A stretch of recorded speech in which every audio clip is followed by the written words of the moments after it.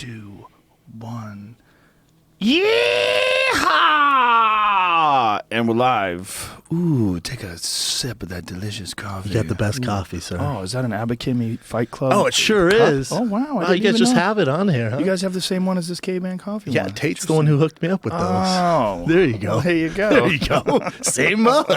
We need to redo those. So, did you hear there was some fights this weekend? I mean, I breezed by them. I saw the highlights. I thought you brought me on to talk politics. Let's Trump talk and politics. stuff. No, Can Jill we get Stein. into that? Let's talk about Jill Stein. Yeah, nobody's talking about politics these days. Thank God. It's an important thing. We should bring it up because it's not like I went on a few celebrities' Twitter pages and I was like, ugh. People are freaking out. They're not just freaking out. They won't shut the fuck up about it. Oh, it's nonstop. Nonstop. And half of it is almost like, I think like they want everyone to know that they're upset. Oh, you know, they want everyone to know that they're one of the upset people. And they're not one of the Make America Great Again people. No, they promote that they're upset like I promote a live show. Like they want people to know where they're at, where they stand on it. There's this one female comic. I go to her page every now and then. Just I know who it is. Look, I guarantee I know who it is. And I just go, Jesus Christ. Me too. I almost want to send her DM, just be like, you gotta chill out. Just relax. You gotta chill out. Just Well, did you see what relax. is happening with Amy Schumer? Oh, I did She's see that. so anti-Trump, but you can't make it that part of the act. Like people are paying tickets and people are just like walking out. Yeah. But she keeps harping on it. Well, you know, there's two ways of looking at it. There's one way that people say they have a voice, and if they have a voice, it needs to get, you know, they need to use that voice to get the word out. Not at a comedy show though. Yeah, Make that's me the laugh, other. bitch. I didn't mean to call you a bitch. You're right. But make me You're laugh. right. Do you know, you can call her a bitch. She would call herself a bitch. Yeah, She would you know use what it- I'm saying, At least though. back in the day, she would. Yeah. I mean, she's like way more like political and feminist now than ever before. If you go back to the old Amy Schumer that was on like Opie and Anthony, she wasn't into that at all. She was like one of the guys. That was like her selling point. Maybe she got a little older and she's like, man, I want to talk about different stuff. Yeah, but that's not the for sure. platform for it, I don't feel like. Well, if it is, you got to be really funny. Like if you have like an anti-Donald Trump joke, that's fine. For but sure. it's got to be funny. It's got to be it's like there's no room for that. Like it used to be that comics could have like these rants where they made like really important points inside of fun and it wouldn't be funny and people kind of accepted it. But that's what a podcast is for. Sure. It's a new world. We live in a new world. I go to an action movie. I don't go to an action movie to get a massage. No. If all of a sudden, when you're in the action movie, someone comes over and massages you. You need to relax. You need to be less tense because you're really concerned about this action film. It's really not relevant. Well, yeah, well, it's like watching a porno. I don't give a shit about the story. I fast through. You know what I'm saying? I fast forward to the good stuff, man. I need them. Some people do like the story. Some people watch for the story. They want these people to be in love before they fuck, or they want them to be escaping a bad relationship. And Mommy issues. I don't know. I'm just saying there's a place and time for it. Like, There is. Do you see Dave Chappelle on Saturday Night Live? Yeah, His that open was monologue? great. That was Brilliant. great. That was a Funny, good time for it, made too. a good point. Yes, Yeah, yes. but he was also supportive. Exactly. It was brilliant. Dave's a master. He's a master. He's the best. And he's also a very sincere person. Like, one of the things that is driving me crazy about a lot of this tweeting and craziness, like, I was in New York City for the fights, and me and my friend Cam Haynes, we went to the gym. And young Jamie was there, too. But you weren't with us when we were stuck in the swarm of humans, just me and Cam. We got to the gym, no problem. But on our way back, the protest had marched through the area that we walked through, and all of a sudden we couldn't go anywhere. It was just jammed with people. So you're literally shoulder to shoulder with people. Like just everybody's touching everybody. There's just, you had to deal with it. There was nothing you can do with it, which is one of the reasons why a fanny pack is so important, folks, because you keep your money in your front.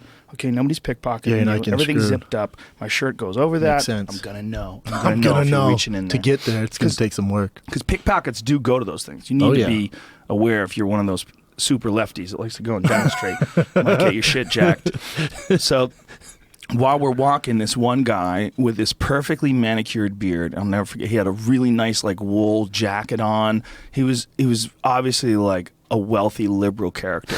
And he's screaming out, screaming in my fucking ear. He's right here. He's touching me. He's touching me with his shoulders. He's like, Donald Trump, KKK, racist, sexist, anti-gay. And he wouldn't stop. It's And catchy. part of me wanted to go, hey man, could you just like if you want to go in the protest is in the street.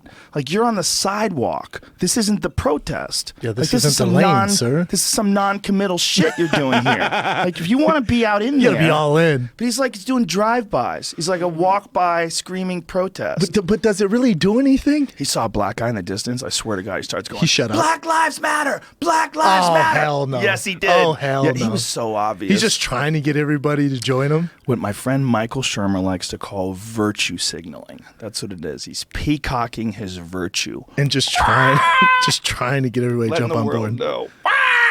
I'm sensitive. There was a woman with a sign that said "Rape Melania." Jesus. Yeah, and apparently that's Think about writing that thing out. crazy. Here we go. It's a hashtag on Twitter now. Here's What? what's crazy. Here's what's crazy. Twitter allows that hashtag. Twitter doesn't allow Hillary for prison. What? Check that. Make sure that's correct. How biased is that? Make sure that's correct, because that's what I've been reading. Jamie doesn't think he's buying I it. don't understand how I would check it. Well, you hashtag Hillary for prison. Look if there's any tweets, and then hashtag That's rape ridiculous. Melania. Dude. There's pictures of people with those signs. I don't think it's just one person, and there's a bunch of people who used it, who call themselves like, as if somehow or another, if Donald Trump is a misogynist, somehow or another, the way to get him back is to rape his wife, or even to suggest raping his wife. But what kind of message are you spreading if you're posting that and you're in a protest, you're making a sign of that It's bullshit? fucking scary. What does it say? This is Hillary for prison. I searched, and there's a lot of stuff that pops up. Okay. Well, they might have so banned it since, unless that's recent. maybe they banned it before. That's Well, maybe November this 8th. guy doesn't know what he's talking about, and I just read some 2016 nonsense. posts up too. Maybe I just read some nonsense. Maybe.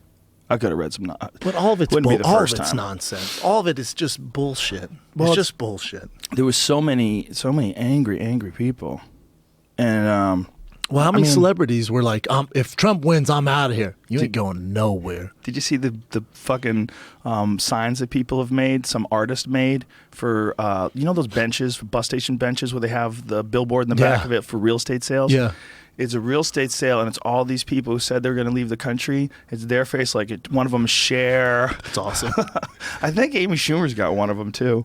Everyone says that. You're not doing shit. You're not going anywhere. Amy said she was going to move to Spain, but she's a fucking comedian. You know, she's like, I guess I'm learning Spanish or something. That's just like what a comedian would say. It's, People freak out. people are all mad. But what she said is that, like, you're just as disgusting as the people who voted. The people who actually expect me to move are just as disgusting as the people who voted for that anti-gay woman hater or whatever she called them.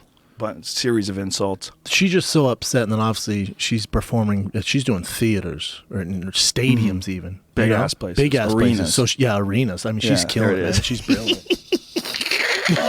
Moving to Canada election day sale. Meanwhile, here's what you need to understand: if you do Those move are to great, Canada, by the way. if you do wind up moving to Canada, when you move to Canada, you realize that Canada has a very similar immigration policy to what Donald Trump is proposing. Very strict. It's very strict. It's incredibly difficult to immigrate to Canada. You don't just do it like that. You don't just go over there and all of a sudden you live there. I mean, maybe if you're Amy Schumer and you got some cash. Maybe it's still strict. People don't realize how strict it is. It's fucking strict. Yeah, I'm just And gonna go to Canada. No, you ain't, bitch. it's essentially very similar to what Donald Trump is proposing. Like, Yeah. here's the thing about Canada, and I love Canada, Me by too. the way. I'm a huge fan. They're like some of my favorite people in the world. When you go to Canada, if you have a drunk driving thing on your record, you can't get in. They fucking send you home. It happens all the time. Yeah, People it's go a up there. big deal with the UFC too, with the American Oh, fighters. If you yeah. have anything, the chance of you getting up there, getting cleared, because customs is strict as shit. Yeah, Kevin James got into, just a standard fist fight once when he was younger. And I believe he was arrested, but no charges were filed and it was all dropped. It was one of those, there's a brawl and he was a part of it and he got arrested with a couple other people. No big deal. Just something a young guy did. He's up there to fucking do just for laughs and they flag him for it. Turn them around. Yeah. Damn. Eddie Bravo went up there. Eddie Bravo legally was carrying a gun. Legally. Wow. Because he was, no, listen to me. He was working for a cash checking business. This is way back in the day, before I even met him. And Eddie used to have to carry around large sums of cash.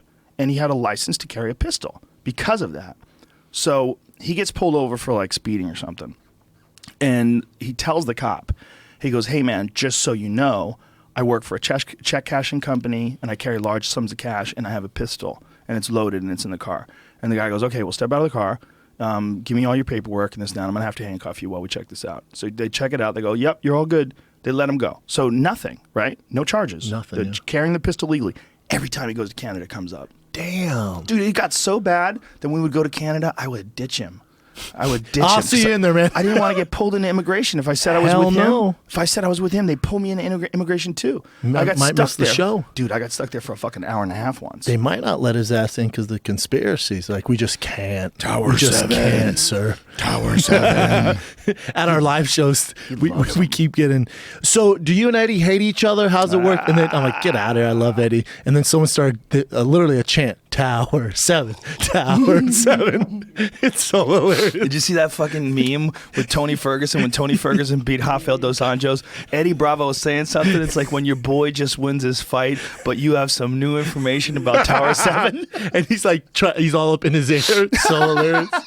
Whoever made that is brilliant. There it is. There it is. I fucking love Eddie. Me too, man. Listen, it's so hilarious. Eddie's my brother. Anybody that thinks I don't love Eddie, you're crazy. Oh, I agree. Whatever nutty things that he believes that I don't believe, I don't give a fuck. I love that dude. No, yeah, I still love him too. He's my friend. He's just batshit crazy in his kind of way. I still like that flavor that he's delivering. You know, He what I'm saying? enjoys that shit. He's so into it. He loves it. He'll send me texts nonstop about it. He sends us group texts. Yes. Did you see the latest one he's putting on Twitter about some? It's grainy footage that looks like it was invented back when the fucking wheel was invented. It's grainy footage of some guy talking about some sex parties they used to have with children. Used to. I got one, bro. Hillary's not Satan. You don't really think she's Satan? I don't, man. I find it hard to believe, and it'll lash out at me. I'm sorry. Satanic cults. When you see shit like Eyes Wide Shut, though, don't you want to know? Like you hear about like the skull and bone stuff they used to do at Yale. Yeah, that shit's real.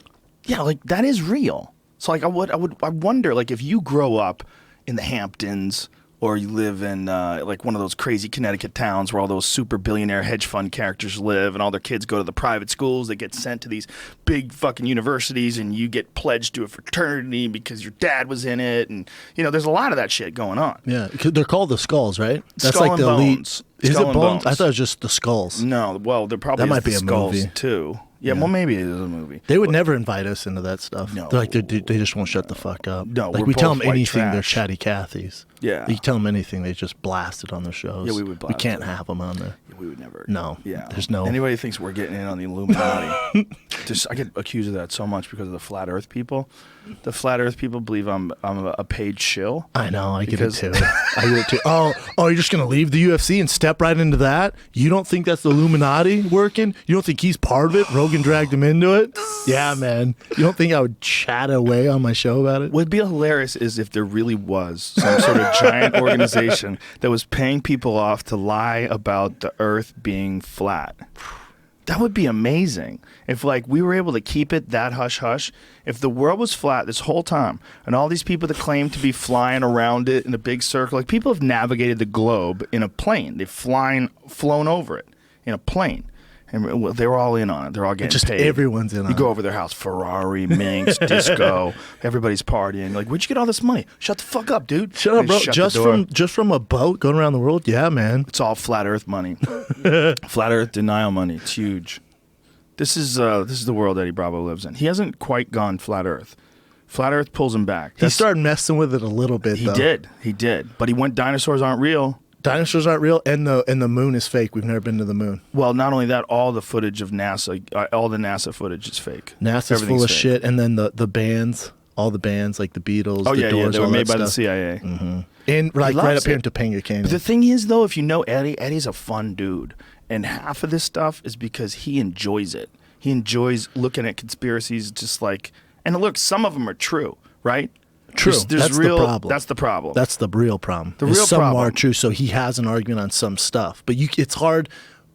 He's so balls deep into conspiracies that it's hard for him to. Yeah. It's like, well, bro, He's it's so not flat, balls man. deep that he's bent over like a clothespin, and his ankles are in. Yeah, he's like his all body. in.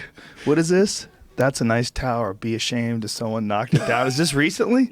Yeah, he just posted Oh, it. he's probably listening to us. He's so hilarious. He's so funny. He's so crazy. But the thing too, he's passionate about it. So people think when him and I discuss it, or any of us discuss it, you know, and he's so passionate about it, he's not arguing with us. He's just like if you really think something's true, you're like, come on, man. That's Eddie. Well, here's my take on a lot of this shit. There is not that much time. You don't have much time. You have 24 hours in a day and you got to sleep for 8. So that's not a lot of time for me. And if I go down these goddamn fucking rabbit holes, that shit will take forever. I've done it with legitimate things.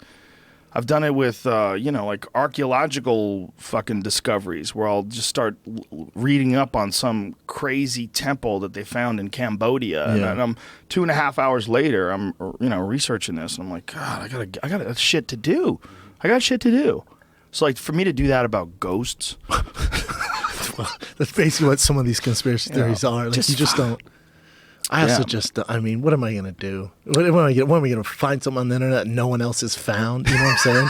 Like I'm fucking Nicolas Cage from National Treasure. Like I'm not going to go on this weird escapade finding something no one else knows. Right. And I can just ask Eddie because he is a but he'll go fucking crazy. double black belt in conspiracy theories. He makes you watch YouTube videos though. Yeah, Like, I'll he tried to check get him us out to do when he one sends during the last Fight Companion. He tried to put one on. Dude, it's only 5 minutes. I'm 5 minutes. I can't. 5 minutes during a live podcast. I can't do it. I don't have it in me. I forget what that one was about. Something about money or something. I don't know. Or Tower 7. He loves it. He loves it. He does. It's a sport to him. But, It's what he's into. yeah. Just I don't have time anymore. And people go, oh, you fucking sell out now, bro. Fucking sell out. So no? Well, no, sir, no. If you solve the Kennedy assassination, it will not help your life. But it's also not on the internet. I hate to tell you that. It's probably not in some chat room you're in. It might be on YouTube. You just got to find the video. You just got to go down deep enough. You're going to... About 600 views so far, but if we can get it out there. Someone sent me a fucking 3-hour one just 2 days ago. Well, 3-hour too Kennedy long. assassination one. I'm like, I can't. Simply too long. Can't do it anymore. Can't do it. And if they do figure it out, it would be interesting. But I don't see how they could. I think they're never going to get past where they're at right now. There's like some evidence. There's some non-evidence. There's some speculation. There's that Zapruder footage. There's some shit. But is there any expert like actually open the case back up? Like, do they really give a shit? They can't. There's not enough evidence right now, like current physical evidence. Yeah, so it's not happening. It's over. Yeah, they wouldn't do it anyway because who are you going to try? But also, who everyone's gives dead. a shit? He's dead. Yeah, everyone's dead. Yeah, what are you going to do? Yeah. What are you going to do? All right, still doesn't bring him back. It's all so fucking weird.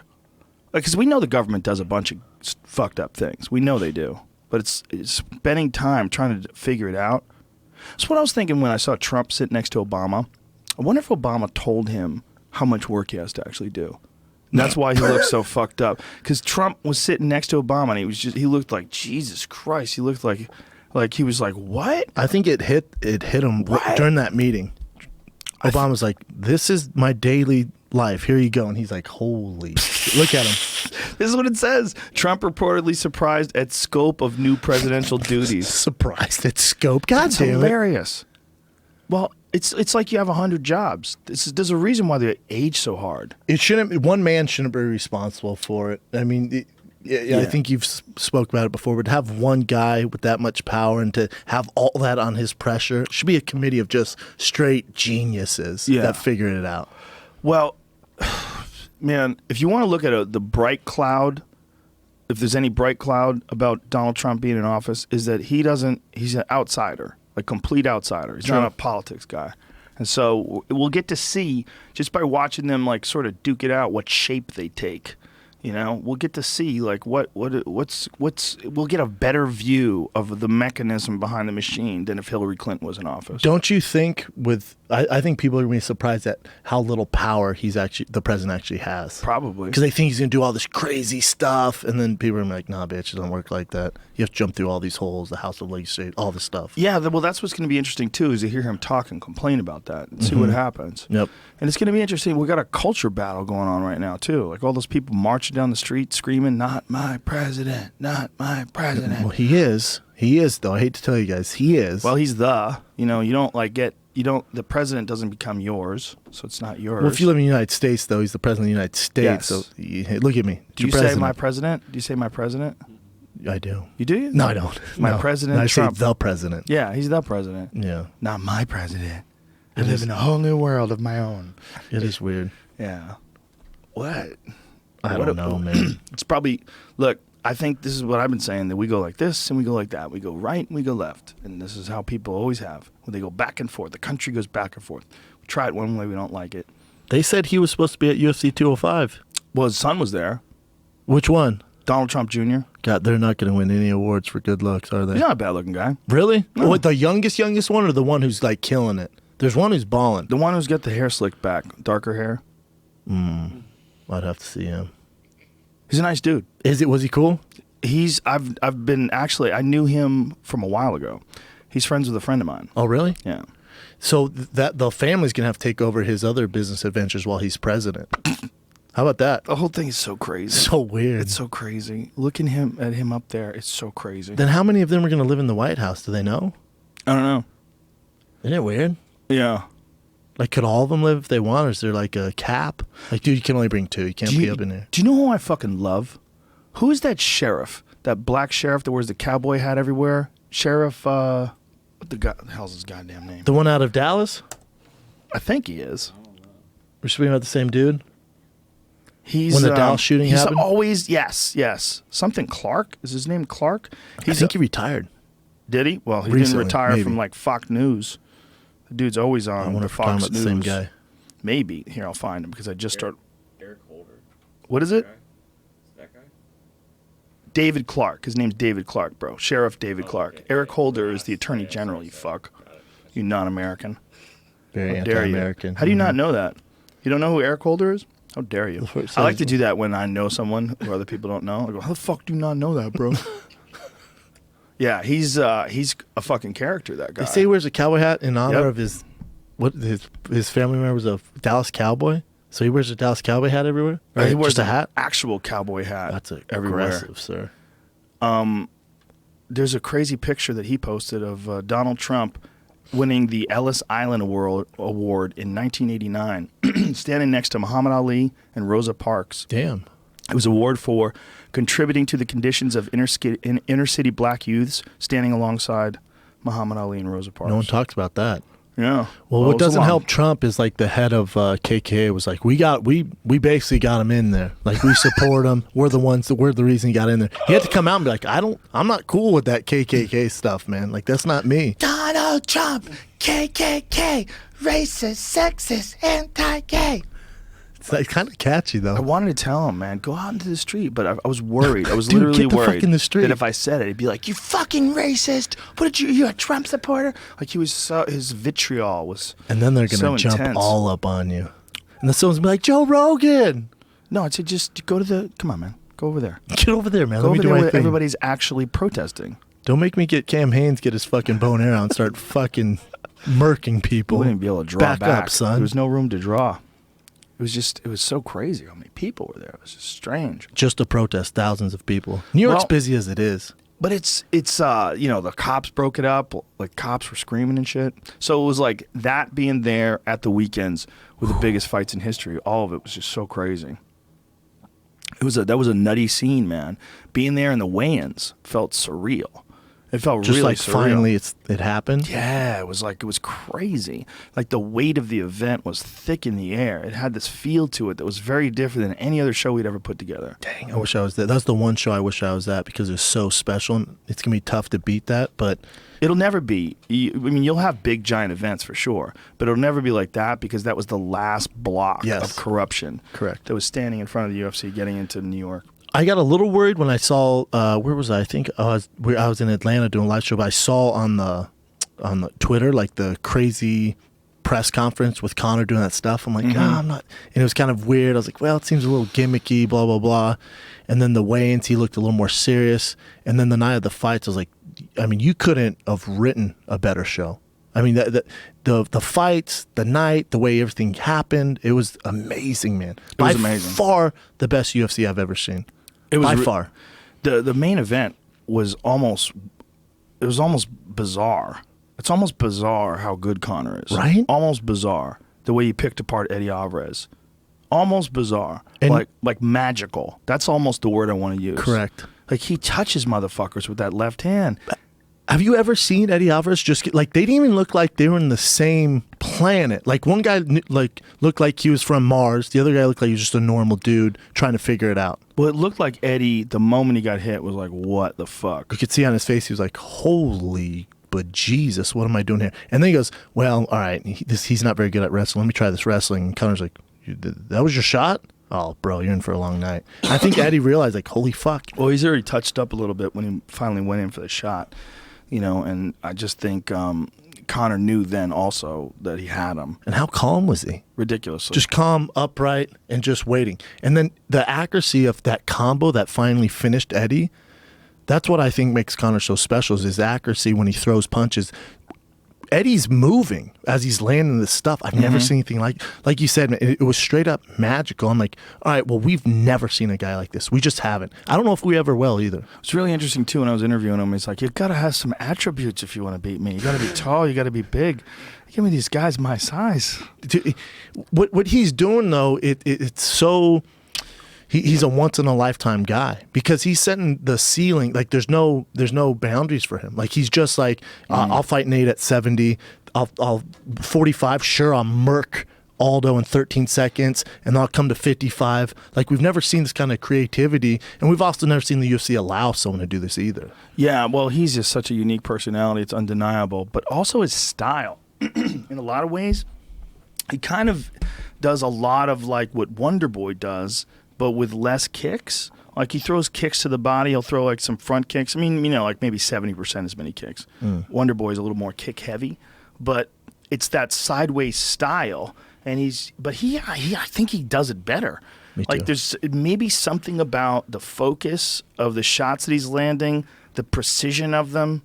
Because Wonder Boy very rarely like touches somebody up like that with a punch. He just doesn't have that kind of power. Yeah, you're right. I think Wonder Boy is better at surprising guys with his kicks and his angles, but Connor sets it up and he's landing combos that are all so precise and this power. Like he's touching dudes and you can see it on their face. Yeah. He touched Eddie and Eddie's like, what the Well, not only that, he's hitting him in a surprise way and he's not telegraphing it at all. Like his ability to like go from bouncing around to launching that shot is so quick.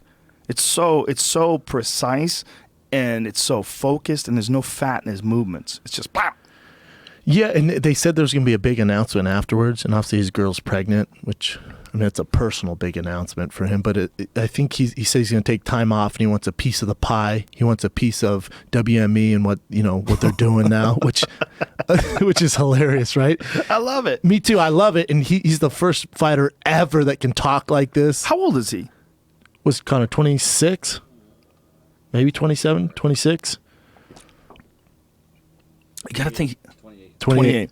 I think he's a smart guy too. I would hope at least. I don't see him fighting deep into his 30s.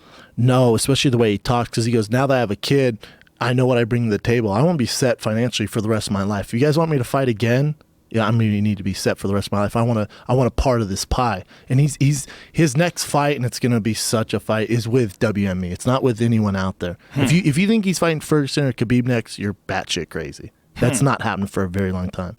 Maybe they work it out.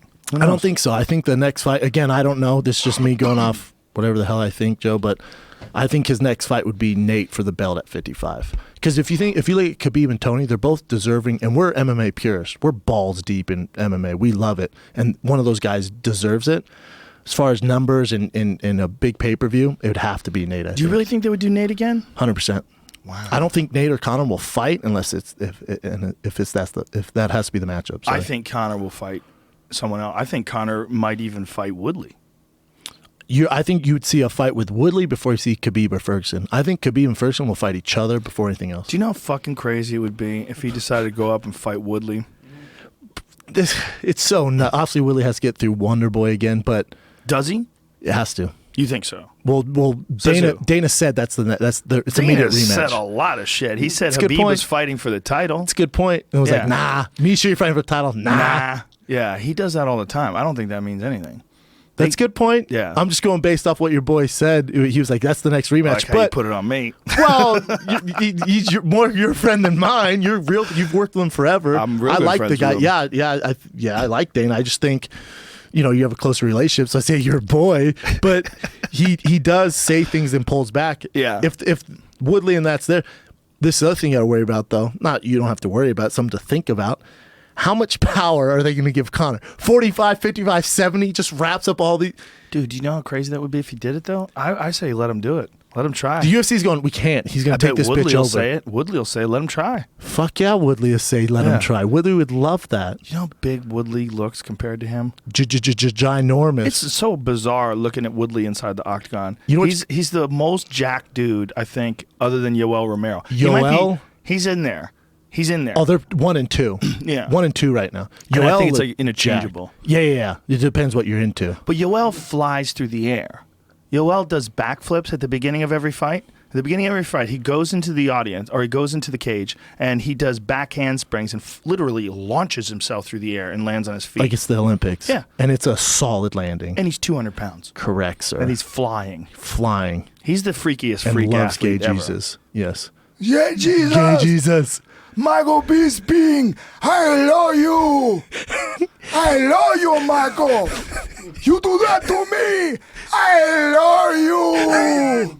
Someone needs to help him with his marketing, don't right? change a word. No, but he lost so much fan support when he said for what does he say? For the gay Jesus. We thought he said gay Jesus, but he said don't forget Jesus. But his broken English was so bad. People went bad on him so fast. They did. And then he kept calling Bisping boy. Yeah, I like calling that. Boy. Well, it's okay because he's a black guy. I like that. He's allowed. If Bisping did that to him, we got some shit on our hands. Cannot say that to a man of color. No. He does talk Don't like that. forget Jesus. He's so scary. Poor Weidman in New York, hometown, needed a win bad. They only getting no love in New York, and then just a fucking knee from Cuba just to your dome piece. Just flew through the air, and as he hit him, like he was flying over him afterwards.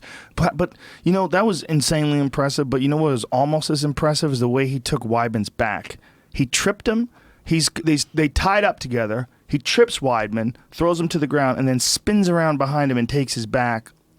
How about the trip? How about the world-class trip? Oh, yeah. People are like, that's just trip. No. That's world-class level trip. Weidman's an absolute monster. Ridiculous. And he was just, kadoosh. He was throwing him around. He was showing him the difference between a wrestler from the Olympics, a guy who medaled in every single world tournament he entered. And built like a Ninja Turtle. Dude, he's ridiculous. And he has like a fused disc in his neck. I would assume. He had a serious injury in his neck, just like Weidman has. But Weidman had a discectomy. Weidman had surgery. He did. So Yoel has a big scar in the back of his neck. You could see it. It's like a big slice. It's all stitched up. Just like Ving Rhames from Pulp Fiction. Very different. But you know what I'm saying, though. Same scar, black guy. Well, it's I've seen it before on other guys, but spinal surgery is fucking no joke, man. I had Weidman win that fight until then. He won the first round, but you thought he won the second round when Yoel was throwing him around? No, not winning, but I thought as the fight would go on, it would help Weidman. I thought in the second round, Yoel started implementing his wrestling, and I thought he was running away with it. And then in the third, it'd be 1-1, right? Yes. I thought it was 1-1. Yes, 1-1. But That's I thought fair. it was like shocking how good his wrestling was in comparison. And we know he that Weidman doesn't show it. Yeah, very, very rarely. But when he does, dudes go flying. I don't know why he doesn't use it more. Because he's having fun. Having a good time. Dude, for real. At first, when he was talking stuff to Bisping, I'm like, God, that's a terrible fight for Bisping. God, that's terrible. And then it hit me, I'm like, 5 rounds? Bisping really doesn't initiate in that grappling, and he has cardio for days? Mm-hmm. That's a tough fight to call. At first, I was like, yeah, Romero's going to fucking destroy Bisping. I'm like, not really, though, if you think about it. Not really. Who knows what could happen, but Dan Henderson caught Bisping twice bad in their last title fight at 45 years old or whatever it is. He did catch him really He caught him bad. And Dan Henderson, who is one of the most ruthless power strikers in the game for sure, and Bisping survived that. So that's good for Bisping that he was able to survive that, you know? You got to think, Yoel Romero doesn't just have a right hand. He flies. He literally launches himself at you. If he gets a hold of you, the wrestling You're going ability. for a ride. Dan Henderson's a silver medalist in the Olympics as well. But it's different. It's different. Different. Yeah. Especially Dan right now. What's Dan, 48? I think he's 46 or 45. He's up there either way. Yeah. But Romero's basically, in his prime as an MMA fighter. Well, also there's like the range of motion. Yes. Like Dan's almost like locked up. Some would say stiff. Yeah, but if he hits you, you're Fucksville. But his range of motion is very limited. Whereas Yoel is like a super athlete. He doesn't have any limitations in his range of motion. He's ridiculously flexible. Like he does like a half split before he fights. He was like down there like stretching out. You're like, this guy's range of motion is insane. Those knees and the flying knees, though, a lot of it, especially with Weidman, came from Weidman going for that single leg. He's like, go for it again, see what happens. Yeah, and where Bisping doesn't entertain the grappling at all. that's true. That's true. And he stays on the outside, and he also has that beast of a coach. But right away, I was like, oh, God, that sucks. Because I love Bisping. I'm like, God, that's a bad fight for him. And I was sitting there, I'm like, well, cardio, 5 rounds. If he can survive those first 2, maybe 3, Dragon Lake Water, it's a fun fight. Definitely watch that bad boy. I mean, you can't. It's hard to do MMA math, right? MMA You can math do doesn't style work. matchups, though, right? Yeah. But I was saying, like, Bisping lost to Tim Kennedy. Tim Kennedy lost to Yoel, but Tim Kennedy was beating Yoel. Like, that's another thing that Yoel's corner did this fight that was fucked up, man. They covered him with water. They threw water on him while he was sitting there resting. Between first and second? They put an ice pack on him, and he poured water on himself. He poured it on his legs. He poured it on his arms. He poured it all over him. And they wiped him down. I mean, he was trying to cool himself off, probably. Yeah. But you're not allowed to do that. No. And they spent time wiping him down before the round started. So, like, they wiped him down in between the corner, but then the referee stopped it and made them wipe him down more. So he gets more So he rest. gets more rest. Yeah, Really? look, for sure they're aware when that happened with Tim Kennedy. When Tim Kennedy had him fucked up at the end of that second round, he absolutely and on purpose stayed on that stool longer than he was supposed to. Some would say it was a smart move. Yes. Obviously, it ended up working in his favor. It's smart if you're a cheater, if you're okay with cheating, but it is cheating. It's cheating. You have an allotted 100% 1 minute. is cheating. 100%. Yes. Right? You have Tim a should have won allotted, that fight. and the referee should have probably stopped the fight, but I'm sure Big John didn't want the fight to end, didn't want to cheat everybody out of the fight, just wanted the guy to get back up. But then you cheat Tim Kennedy, who is the one person you don't want to cheat out of this. And Tim is walking around like yelling while this is all going on. Pissed. Yeah. The whole thing was a mess. It was a mess. That was a clusterfuck of a moment. But it just shows you this guy has a massive amount of experience in international competition in wrestling.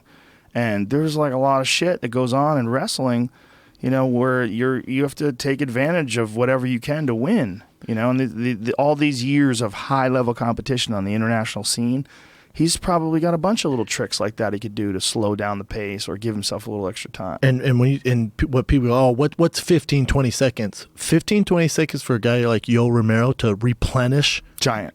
You're talking Giant. night and day difference for a guy like that. And I think it was also 30 seconds with the Tim Kennedy fight, if I remember. Maybe 23. I felt like it was longer than that. I don't remember. Talking about Stoolgate. Yeah, Stoolgate. But also then there's a psychological issue because Kennedy now thinks the fight's over. Is it not over? Like he doesn't know where he's at. There's nothing worse than that when you think the fight's over and they're like, no, back in, man. That's what always kills me about Glory when they have that extra round. Oof. We go one more round. Imagine you get through 3 rounds of kickboxing and then finally you're drinking water. You got your arms up. And referee says blah, blah, blah. And it's all a draw. Well, think if you're Tyrone Woodley. Think if you're Woodley. Well, how about Bruce Buffer fucking it up?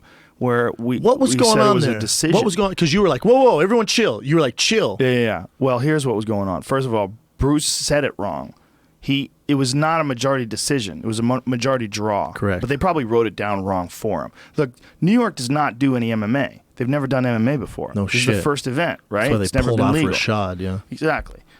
So they do this thing where they tally up the scorecards, they give it to Bruce, and I guess it said majority decision, Tyron Woodley. They read 2 judges scored a draw, 1 judge scores it for Woodley, and Woodley retains the title, but it's supposed to be a majority draw. Yes.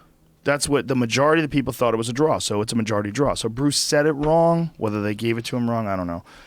Real Steve Harvey moment. Yes, and then Tyron freaked out. And then the audience booed. The audience went crazy. And I said, dude, you still have your title. Just hold on. And they wanted Bruce to say it again, so Bruce says it again. I was going to say it again onto the microphone. Yeah. But they're like, Bruce insisted he get the mic, and he says it again, so he says it again. And he, because he wanted to correct the mistake. So he says it again, and then I have to say the audience is booing. I'm like, this is the exact same score. Yes. It's the exact same score. It's just the wrong definition. Just read wrong, yeah. That's all. And I think it was probably pretty accurate, too. I think it was right. It's before it. I think maybe with 10 seconds left, I look at Bryan. I went, I bet you anything. It's crazy. And I even tweeted out before this, and I went, I think it's a draw. Bryan goes, no, championship match. I go, I feel like it's a draw. I give that a 10-8, and then I scored the other rounds. I forget how I scored them. I think it's a draw. Some people didn't give Woodley a 10-8 for the fourth That's round insane. Because at the end of the round, Wonderboy was on top. I'm punching him.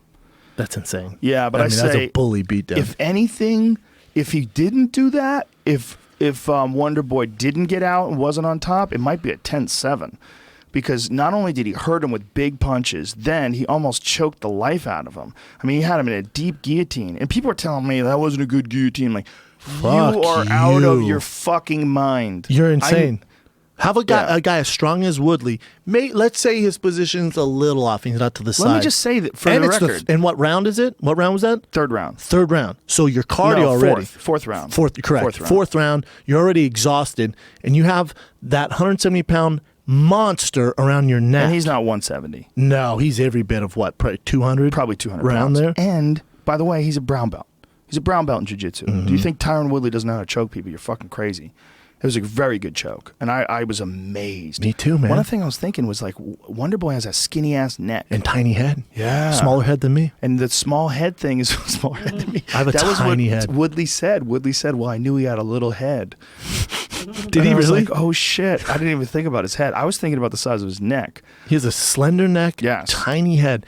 Isn't it amazing the human body can take that? Like, how did Amazing. his head not rip off? How did his neck not break? That's what I'm saying. Woodley's Can you imagine if he so won by strong. broken neck? I guarantee you, if he had that in the first round, he probably wouldn't have been able to I finish agree. it. But how I tough shouldn't is say I guarantee it. Well, yeah, I see what you're saying Yeah, now. but it would different have been, story. Yeah, different story. How tough is Wonderboy though? Ridiculous. And tough. I know Wonderboy. We had the same manager. We've trained together a bunch.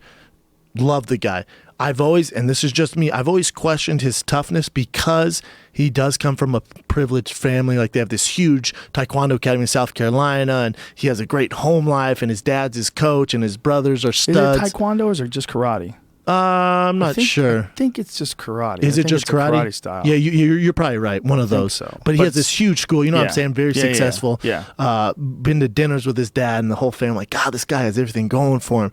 So when I see that, it's like, it's the Calabasas kids thing. Like, you never see the tough-skinned Calabasas isn't going to do shit in the UFC. It's just that when they're privileged like that. So when the going gets rough, I've always kind of questioned Wonderboy, and I've never seen it, though. Because the Matt Brown fight, his last loss, and it was back and forth. There's a scrap. I'm like, all right, whatever. This fight, man, I was watching it with fans. I was standing up clapping. Like, what is going on right now, man? What was the fuck are crazy. you talking about? It was a crazy fight. And there was a lot interesting. First of all, how fucking hard does Tyron Woodley hit? Jesus Christ. What in God's Dude, name? he has one of the best straight right hands in the business. And if it lands, Yeah. I can't believe Wonderboy didn't get knocked out. Unbelievable. Well, I mean, he's a guy who's fought in professional kickboxing. He has a 57-0 combined kickboxing record, amateur and pro. I guarantee he didn't fight anyone that kickboxing circuit that punches as hard as Tyron Woodley. And not with 4-ounce gloves No, either. exactly. That's the other big. He can punch faster with those little gloves on, and it hurts more when it lands. So let's say Dana does do the rematch. They don't do Conor Woodley, and they do the rematch. I was thinking about it. 3 titles. 3 titles, Where the fuck is me third belt? but Woodley was a slight underdog. And if you listen to Duke Rufus, who was talking about their game plan, I think he was talking about in the post-fight press conference, their game plan, and you even mentioned, you're like, I don't get why Tyrone is against the cage. Like, and I didn't like it either. I'm like, Right. what's he doing? He's getting murked. Right. That was their game plan because, Well, do you know he does that a lot? yes, he does that a lot. And, Yeah. and Wonderboy's a counter striker, so they wanted to bring him to Woodley. That was their thinking, by him being against the cage and do all that, and then get him to commit to take him down. Right. So they it surprised Wonderboy a little bit. But in the rematch, I think it favors Wonderboy so much more because now he knows Woodley's going to fight like that. He might not fight like that. He might not fight like that. So then and this is my thing here. I think the ability to change and be more dynamic is in Wonderboy's favor. Here. Sort of. You know what I'm saying? Yeah, I mean, in a way, but here's the thing. Woodley only took him down once in the whole fight and mauled him once he got him to the ground. Which is Now, why what if- Wonderboy didn't tee off. What if Woodley decides to do that every fucking round. You know, I don't know how much Wonder Boy can stop Woodley from taking him down. Woodley's so much bigger, so much stronger, and a way better wrestler. If Woodley takes him down like he took him down the first round, I mean, that might have been the strategic error because Woodley mauled him in the first round. By the end of the round, his nose is fucked up. He's got a giant cut. He's leaking blood. Correct. And Woodley just held him down and dominated him on the ground. So if he just does that in the round 2, and I mean, if he was able to do that instead of try to stand and knock him out, he might have been able to stop him. Correct, but the reason why he got that takedown is based off those kicks, and then Wonder Boy stopped kicking as like he wasn't looking for the knockout. Does that make sense? Like he was so hesitant after that. So, and I feel like the reason he got that was because of the kick. So I think Wonder Boy can make changes, more of changes to win the next fight. Maybe. It's all up in maybe. Who knows? Yeah. But I'm saying as far as game plan wise, I think it favors Wonder Boy. Yeah, but here's the thing. Now that Tyron knows like Wonder Boy's timing and he's be able to rock him, he's going to have some serious confidence in launching that right hand. But go ahead and move forward on Wonder Boy, see what happens. Yeah, but sometimes it works. I mean, he's been able to take him down. Other people have been able to take him down. And when he gets him down, like the difference in the grappling was pretty fucking evident to me. Oh, it looked like a white belt versus, just a he's so much guy. stronger, so much better at holding him in place. I was like, man, if this fight goes this way, Woodley's going to run away with it. That was what I thought after the first round. Me too. He busted him open bad. Bad, man. And then when you're dealing with Wonder Boy, you're dealing with that weird sideways stance and just popping that jab in his face. Hands down. Hands down. He's a weird guy to spar with. The other thing is Wonder Boy, really, he didn't let his hands go at all. At all. Yeah. That left hand, and like he's so good at going southpaw traditional. He can go back and forth, but it was all kicks for him. Well, I think he was worried after that takedown and getting busted up of even, opening up. Getting taken down again. But, Tyron's a totally different animal, too. He's a different animal than Johnny Hendricks. Like Great athlete. Yeah, and the Johnny Hendricks that Wonder Boy faced, let's be honest, he's not the same guy. Not He's even just- close. He's just not. No, I don't know. He's not the same guy that knocked out John Fitch. He's not the same guy that knocked out Martin Kampman. He's just not the same guy. No. Just not. No. For whatever reason.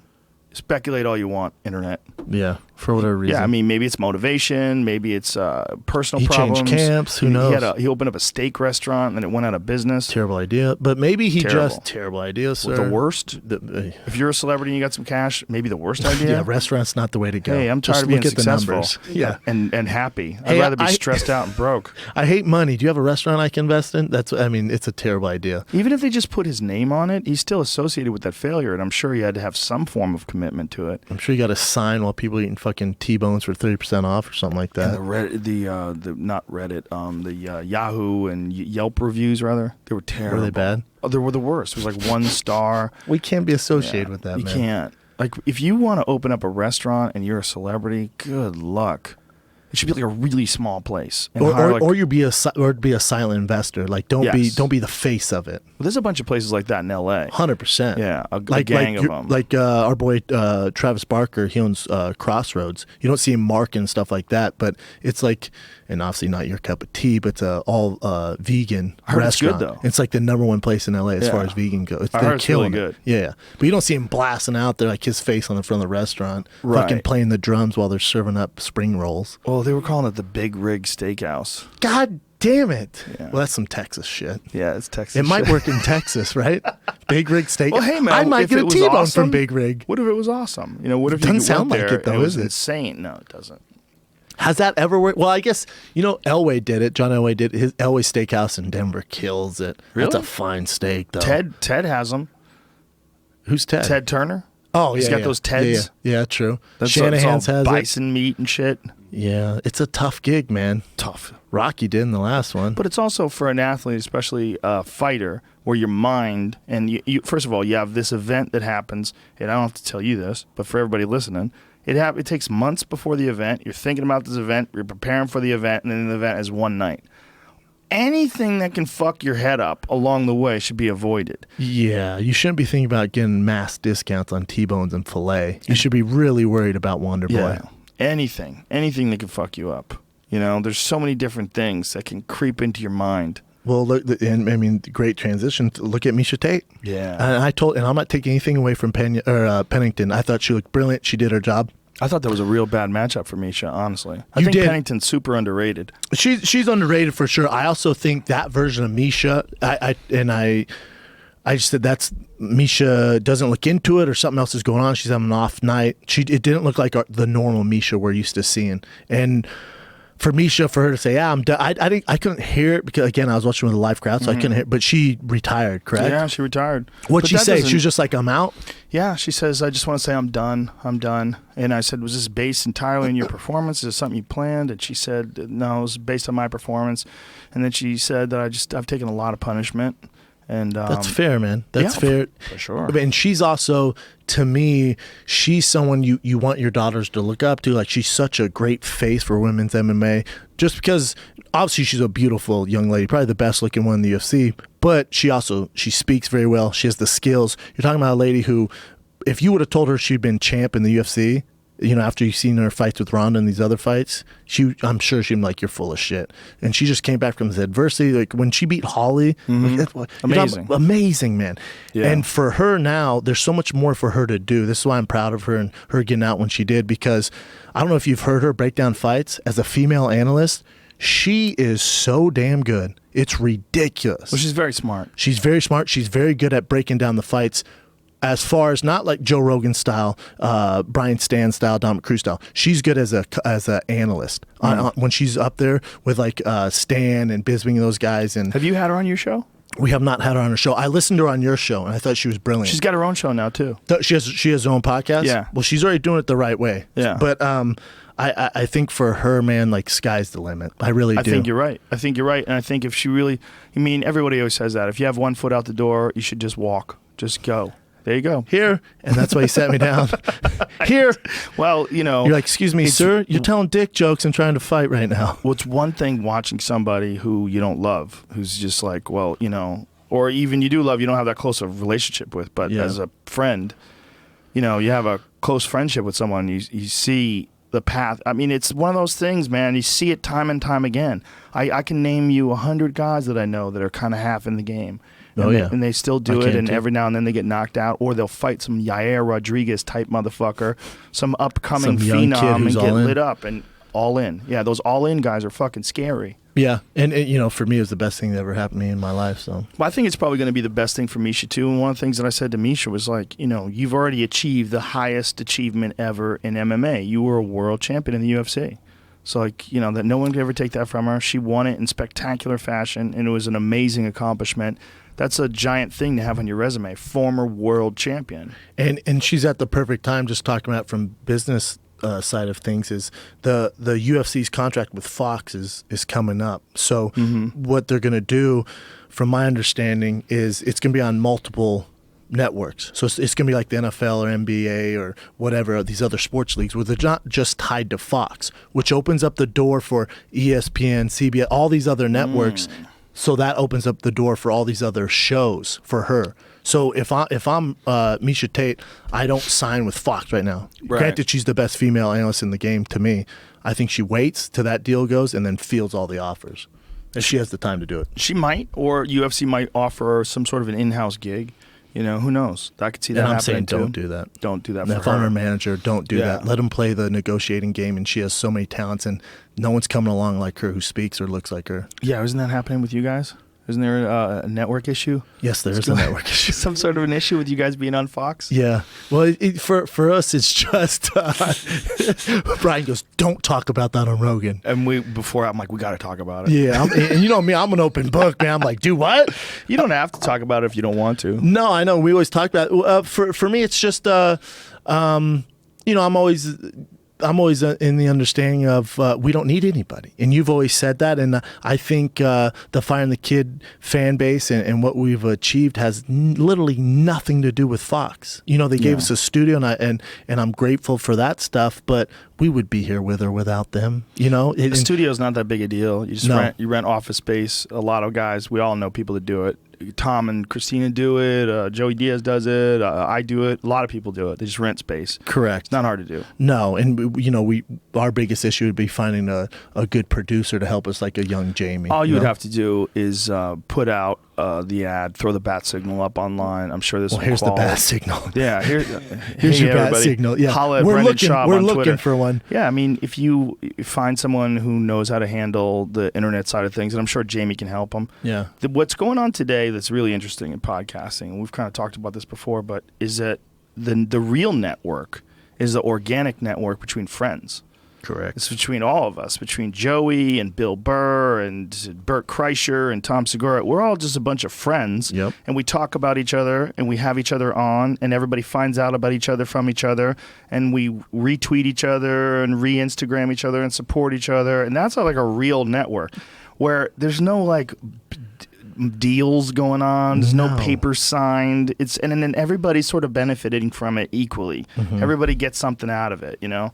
That's a real network. This other thing is a weird business where non-creative people capitalize on the work of creative people, and they provide you with what? A series of walls and an internet connection? Oh, thank you. You definitely should get half the money. You out of your fucking mind? Yeah, that's exactly what I said. It's just a different age now that we're going into, and we're in a good spot. That's a good thing. We're in a good spot, and we have offers from all these other networks and stuff like that. So, well, that's all good in the hood. The most important thing is just you guys love what you do, and the show's fun. And that's the biggest thing. Yeah, man. and then people are going to still enjoy it. So it's almost like think about it as little as you can, I guess. You know? Oh, for me, I see it as an opportunity. Like when we were discussing it today, I was excited. I'm like, oh yes. We can kind of get our Joe Rogan on now. Yeah, you got to do that for sure. A lot of guys have done. You know, my friend Dave Rubin, who was on last week, he had a similar situation. He was with one network, he left that, he went with another network, and he was like, "What the fuck am I doing?" And I told him, I'm like, "Dude, just be free, just get out there." Well, I think what people don't realize is like all the guests, the marketing, the merchandise. Like I've hired our own booker. We've had our own public. Like it's all in house. It's all whatever I want to do with it. Like we literally just show up to the studio. Yeah, I can't imagine how they thought that they'd get 50% of that. It seems insane. so crazy. It's insane. It's just maybe they just don't know how much money it is, or they don't. I was literally laughing, like physically laughing. Like, oh, you have. How'd you guys resolve it? How'd you end it? Now it's off to the agents. Oh, boy. Call my agent, like, there you go, man. First of have all, fun with this. They should have never brought you in the first place. All that stuff's supposed to be done with agents. They're not supposed to bring you in and talk financials with you with no representation. Correct. However, I'm very, and almost to a fault, I'm very in on as far as the business side things go with firing the kid. Like, I want to be involved. Now when it goes to negotiating, all right, you guys do that. Yeah. Now, if you want to change the logo from a maroon to an orange, you better fucking go over it with me. If you do something without me knowing, then we have issues. Do they think they can do that kind of shit, though? Do you think that they would start doing that if they... They did it once, and I was like, what? What did they do? They changed something. It was some logo, or they tweeted something out that I didn't approve. And, you can call me a control freak, but... So this is like the network did that? Fox did that? Yeah. Well, they have certain people run the accounts, So they just decided that they were going to do that? I'm like, oh, what are you doing, man? You know what I'm saying? So... Well, you're in a weird gray area. You have your own show. You have a very limited amount of people that are in charge of that show. But all these other people that are sort of used to, like, if they have a show, they get a say. Yeah. I remember when they were telling you not to swear. Yeah. Oh, no, they censored us for a while. That's when I told you guys to go get free. I'm like, you've been saying that forever. You can't do no swearing. What? No, I know. It makes the audience like almost you think they're stupid or they can't handle the swear words. Well, people are getting upset. It takes away everything that's great about the internet. What's great about the internet is you could be yourself. You be yourself, but also what they don't realize, and again, it's just an old school way of thinking. They don't realize how big podcasting is getting, because whether I'm at Fox, I'm in Joe Rogan's bathroom doing the podcast, the listeners just want the audio. They just want the show. They don't give a fuck. You could do who the produces show. it. I got a little microphone that I hook up to this fucking thing to my. That's what my Bill phone. Burr does, dude. It's He amazing. just goes off his iPhone like a maniac, Dude, it's easy, and it still works. Mark Maron does that in his garage, for God's sakes. That's a president in his garage. Yeah. Well, he's actually got a pretty sweet setup. No, he really does, but you get the point. Yeah. I'm gonna try to find this shit in here. I'm gonna show you what this thing is.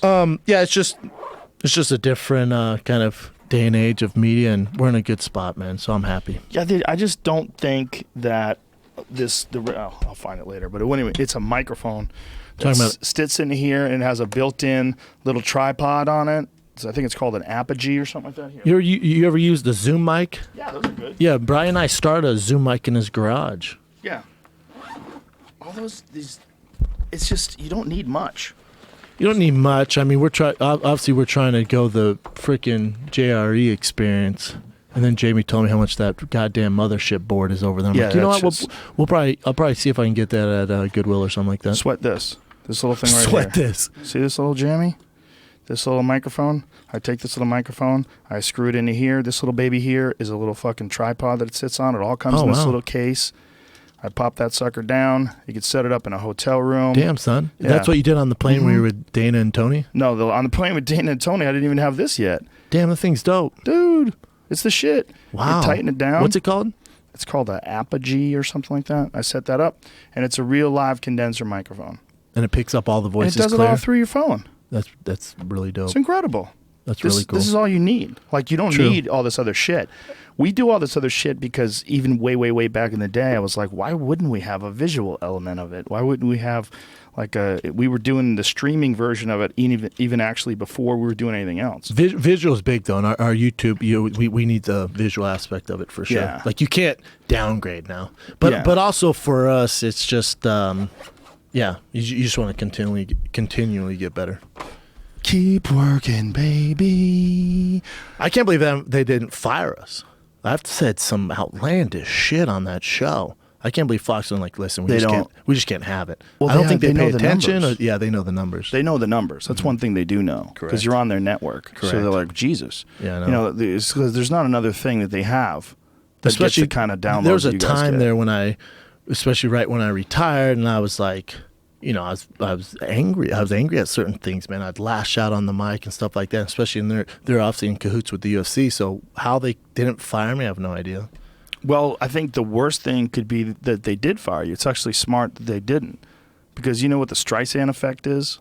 Yeah, like when UFC Now banned me and I went howling like a little owl to everybody. Or, you know, there's a bunch of examples of things like that have happened where someone gets bigger because, like Milo Yiannopoulos, you know who he is? Yeah, he got banned from Twitter, He right? got banned from Twitter because he was making fun of Ghostbusters. He became bigger than ever. It became like this cultural alt-right icon because of that. It's publicity you can't pay for. Look at Ariel Helwani, bad example. Ariel Helwani, remember when the UFC banned him, kicked him out, and they went on all those networks, and then UFC was like, my bad, you're back in. Yeah, for a little while. Now he's out again. Is he out again? Yeah. Why is he out kicked him again? because of the Brock Lesnar thing. Remember when... Is he out again? I thought he was in yeah. New York. I don't think so. I saw him. Was he there in the arena? Did he have press credentials? I don't know about me. I saw him walking around like. Oh, the he was food fired getting from Fox. That's what he was Oh, fired yeah, he was fired from Fox. Yeah. No, for that, though. But not fired from his show and Right. doing the UFC But media. so he was banned from being in the media for a little while, and then they let him back in. Is that how it works? Yeah, but the thing is, in Dana's defense and the UFC's defense is the NFL, you know, that certain leagues do that. They don't allow certain people in. So it's not, you know, like as much as North Korea as we thought. Like there are leagues who ban guys from coming to the events. Well, I don't know. I don't know what the fuck the NFL does, so it's not even worth me talking about it. How about Habib Nurmagomedov? What a fucking scary monster that guy is. But here's the thing. He did get clipped, He though, got didn't clipped. Michael Johnson clipped him. And I'm watching that, and I was like, what would Conor do to this kid? Right? Because Yeah. before I'm like, Conor would get murked by Khabib. And I saw him like, well, if Johnson lands that, you bet your sweet ass Conor's going to land that Yeah. magical left hand. I'm done question what Conor's capable of. Because I was like, Eddie's a tough matchup. I think he's going to win this one. I do. But God damn, I'm scared for this fight. I kind of want to see him fight Woodley. I'd love to see him fight Brock Lesnar. I want to see him take 6 months off. I want to see him take 6 months off and bulk up. You know what's Just put on crazy? a little bit of meat. It's not that outlandish to see that fight. Oh, no, that's it's very not. possible. Oh, no, it's not. It's totally possible. The hiccup in that is the UFC's like, do we just let him get all the belts and all the control? Like, where do we stop it before he's running this He'd have to bitch? give up one of his belts to take on another one. He needs to give up 45. Give up 45. He has 45. Yeah. He's never going to fight there again. He might. Ew, that cut down's tough. What matchup? But the cut's different now because you're allowed to begin your rehydration much earlier. You can weigh in at 8 o'clock in the morning, 8 to 10 in the morning. So by the time the ceremonial weigh-in rolls around, it was in New York City at 6 p.m., he was full. I mean, he looked great. He didn't look dehydrated at all. At 55. But even at 55, he used to look dehydrated, right? Not too bad. 45, he looked 45, near, he looked like near death. the door Yeah. of death. And also, That's right. We've never really seen him at 55 in the UFC. We I've only haven't. seen him in He Cage looked Rage great, or yeah. some other organizations. I don't know. If it's Cage 45, Rage, it just, I don't see how he even makes it. Even his camp's like, dude, it's way too tough on him. Just let that belt go, though. Now, you did your thing. Let it go because you're keeping that division hostage. You got Pettis, Max Holloway It's coming funny. up. It's funny. I think it's hilarious, too. It's funny because it's not my life, though. But if I was Aldo, I'd be fucking freaking out. Aldo, who was the champ forever, wants that Retired. rematch so bad. It ain't happening. Is he really retiring? No, he retired and then thought he was going to go do something else. And he was like, and that he thought the UFC was like, oh, okay, do your thing. And then he realized how tough those contracts is. And he came back, was like, well, looks like I have to fight. Let's do it. You know, like, Well, who's he going to fight? I don't know. The winner of Pettis and Holloway? That- Holloway's been knocking on the fucking door for a long time, man. 9 straight. How he doesn't? That's ridiculous. He just needs a bigger name. He needs to get more famous. That's the day and age we're in. He just Yeah. has to get famous or get on the mic, talk some shit. I'm really interested to see him versus Pettis because Pettis, I think, gets real diminished by that cut. I agree. That's a hard cut for him to get on 45. I love Pettis, man. I'm a huge too. Pettis fan, but he hasn't looked the same as of late. Max Holloway's a slick motherfucker, too. You realize it now. After you watch Frankie Edgar and Jeremy Stevens fight, you realize how slick Holloway is. Yeah, Holloway man. was never in trouble in that fight. Never. And then also think about it, his last loss was Conor McGregor. Granted, Conor had a Decision. jacked up knee, but it went to decision. The only decision Connor's had in the UFC. And think how much better Max Holloway is now. Yep. If he wins this one, dear God, if someone's listening, give Yeah. that kid a title shot. Yeah, What's he have to do? I know. What do you do with Tony and Khabib, though? You're talking about 2 crazy win streaks, too. How do you even just make them fight? Yes. That's what I think. You make them fight. You Make them fight. But let's say you had to pick one of them. If Conor's like, all right, I'll fight at 55 in 3 months. Who the fuck wants some? Well, right now, before that fight, Tony Ferguson was the number 1 contender. Rightly so. Just beat Rafael Dos Anjos, beat a shitload of guys. Because he's so active, you're He saying? beat Edson Barboza. He was the number 1 contender, according to whatever the rankings are, which I don't think are accurate all Those the are time. a toss-up, Some yeah. of them kind of suck. Yeah. But the second position right now, if he's still number 1, is clearly Khabib. Khabib was number 1, but Khabib's been way more inactive than Tony. But the way Khabib mauled Michael Johnson, I think he makes his case. That was a mauling. They both have a case. They both have a But case. One's undefeated. One's on 9-fight win streak. And then Tony, I thought he dismantled RDA. I thought he looked great. Amazing. Khabib absolutely ragdolled Dos Johnson. Anjos too, Yeah. and then fucking destroy Johnson. It was horrible watching him beat up Johnson. Because he's so good at tying up that one arm. He ties up the one arm and then fucking smashes you with the When other he one. had him in mount and his Yeah. arm was pinned. I'm like, He's God, got stop the he's got fight. one arm to try to protect him, and he's getting just thumped in the head. Then you got to hold that chicken wing. I thought he was going to snap that bitch off. Yeah, it's not good. I thought he was too. But I was like, please they tap, both, please Yeah, tap. please tap. It was like Yeah. Braveheart. Just come on, It man. was Say so it. deep. It was so deep too. Ugh. I was thinking Nog when Nog and Frank Mir fought. Oh, That's what I was thinking. I was like, this is gonna snap. but like same with Henzo where they refuse to tap. I get that. You're Brazilian jiu-jitsu till the day you die. Michael Johnson, just go ahead and tap those, sir. Yeah, he that's should- not you. I'm glad he tapped. Me too. I was literally squeezing my hands together when I was doing the commentary. I'm like, come on, tap, just tap. sweating now thinking He's about just when he got him down and then immediately slid right into mounted guillotine. I was like, Jesus it. Christ, Damn, man. His He's grappling's ridiculous. so good. His grappling's so good, it's confusing. I don't. Yeah. So those two fighting's the fight. Mm-hmm. That's the fight. Conor and Khabib are the fight. That's the fight. That's not happening, brother. I think Khabib needs to get the title, to get a title shot at least. That's what I think. I think he deserves it. He's the only undefeated challenger. He's a monster. He's mauled everybody in front of him. He hasn't had a single goddamn close fight. He's had one moment where he gets dinged. But you're speaking logically. Yes. And you're thinking guys that deserve it. Well, We're do you in, know- we're in entertainment, sir. Just the same way Conor leapfrogged everyone and got the title shot. listen to what I'm saying to you right now. Ready? The UFC is about to go to Russia. Do you know that? Yeah, they want to get in there. They don't know if they're going to do it. Yeah, for sure. UFC in Russia, Conor McGregor versus Khabib Nurmagomedov. That's what I think is coming. Giant. Giant. There's a lot of Russians. Giant. Because Khabib got on the mic, right, and was like, Yeah. you know how much bigger fucking Russia is than Ireland? Ireland? Yeah. But he's not the same star. Well, here's the Is deal, he? though. Russia's bigger than Ireland, but the United States is bigger than Ireland too. And when fucking Conor is fighting in New York City, which is an hour and a half from Eddie Alvarez's house, they're booing Eddie Alvarez as he's walking to the cage. No, yeah, it doesn't matter. Russia, China, Korea, Ireland. Conor's the biggest star by far. I don't know about that. When you go to Russia, I wonder if he gets booed in Russia. Don't you think if Khabib was that big of a star in Russia, maybe it's sanctioning stuff, and they are going there. If you check my Instagram page, every time a fucking photo gets up, it's I know, Habib time, Habib time, Habib King, Habib champ. He deserves it, but there's a reason why he hasn't been the headliner of a pay-per-view. Maybe. In the States here. Maybe. Yeah, maybe. But he is a fucking monster, and he is a hero to the Russian MMA fans. Correct. This guy from Dagestan has been mauling everybody they put in front of him, and people think, and rightly so, that he's unjustly being kept from a title shot.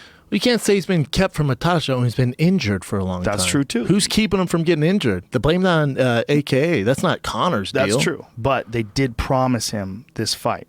This was something that they said, no, Habib gets the next shot at the title. This is something that was publicly stated, which made sense at the time because Habib is 23-0.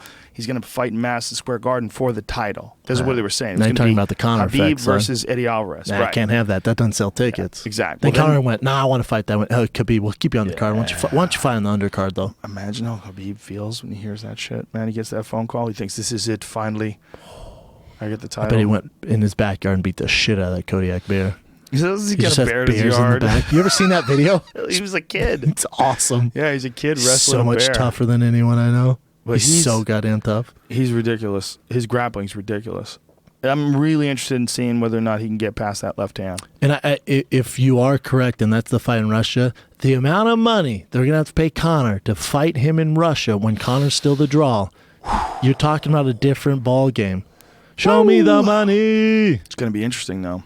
Like, what other Russian badasses are there that fight in the UFC? Did you see that Koreshkov just got knocked the fuck out in Bellator? Yes, which was crazy by Lima. Dude, Yeah. Lima's a bad motherfucker. Yeah, Koreshkov's a monster. Yeah. Speaking of Russians or in that area, not to flip the script here, but this weekend is Andre Ward versus freaking That's Kovalev. right. Kovalev. Yeah, that's Best this weekend. boxing matchup in a long That's a time. big No one's fight. talking about it either. It drives me nuts. I know. I've been watching all the countdowns and shit. I can't get enough of it. I know. I watched that last countdown thing they did, too.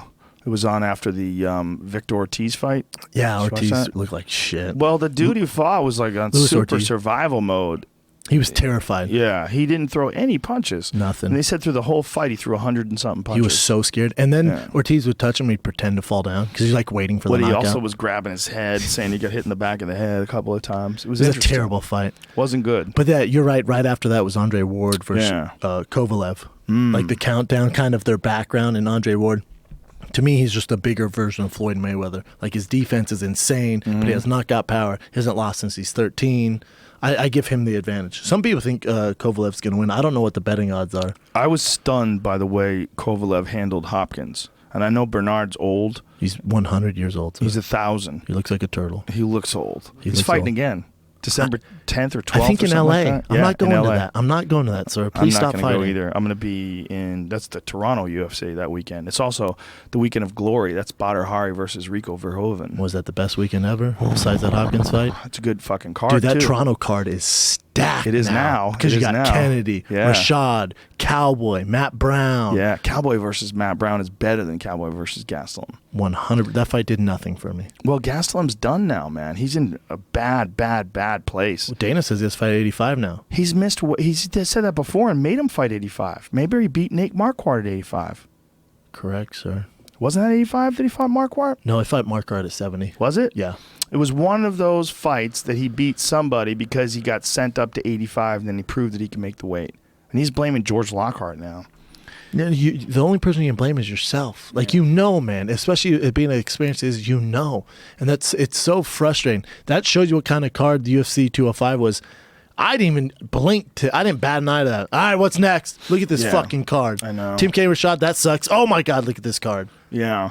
Well, Now Toronto's just stacked. Gastelum is a really elite fighter. He's a very tough guy. He beat a lot of tough guys. I'm a big fan of that kid. I think he's awesome. But he needs to lose some fucking body fat, period. You're not a heavyweight. You're not Cain Velasquez.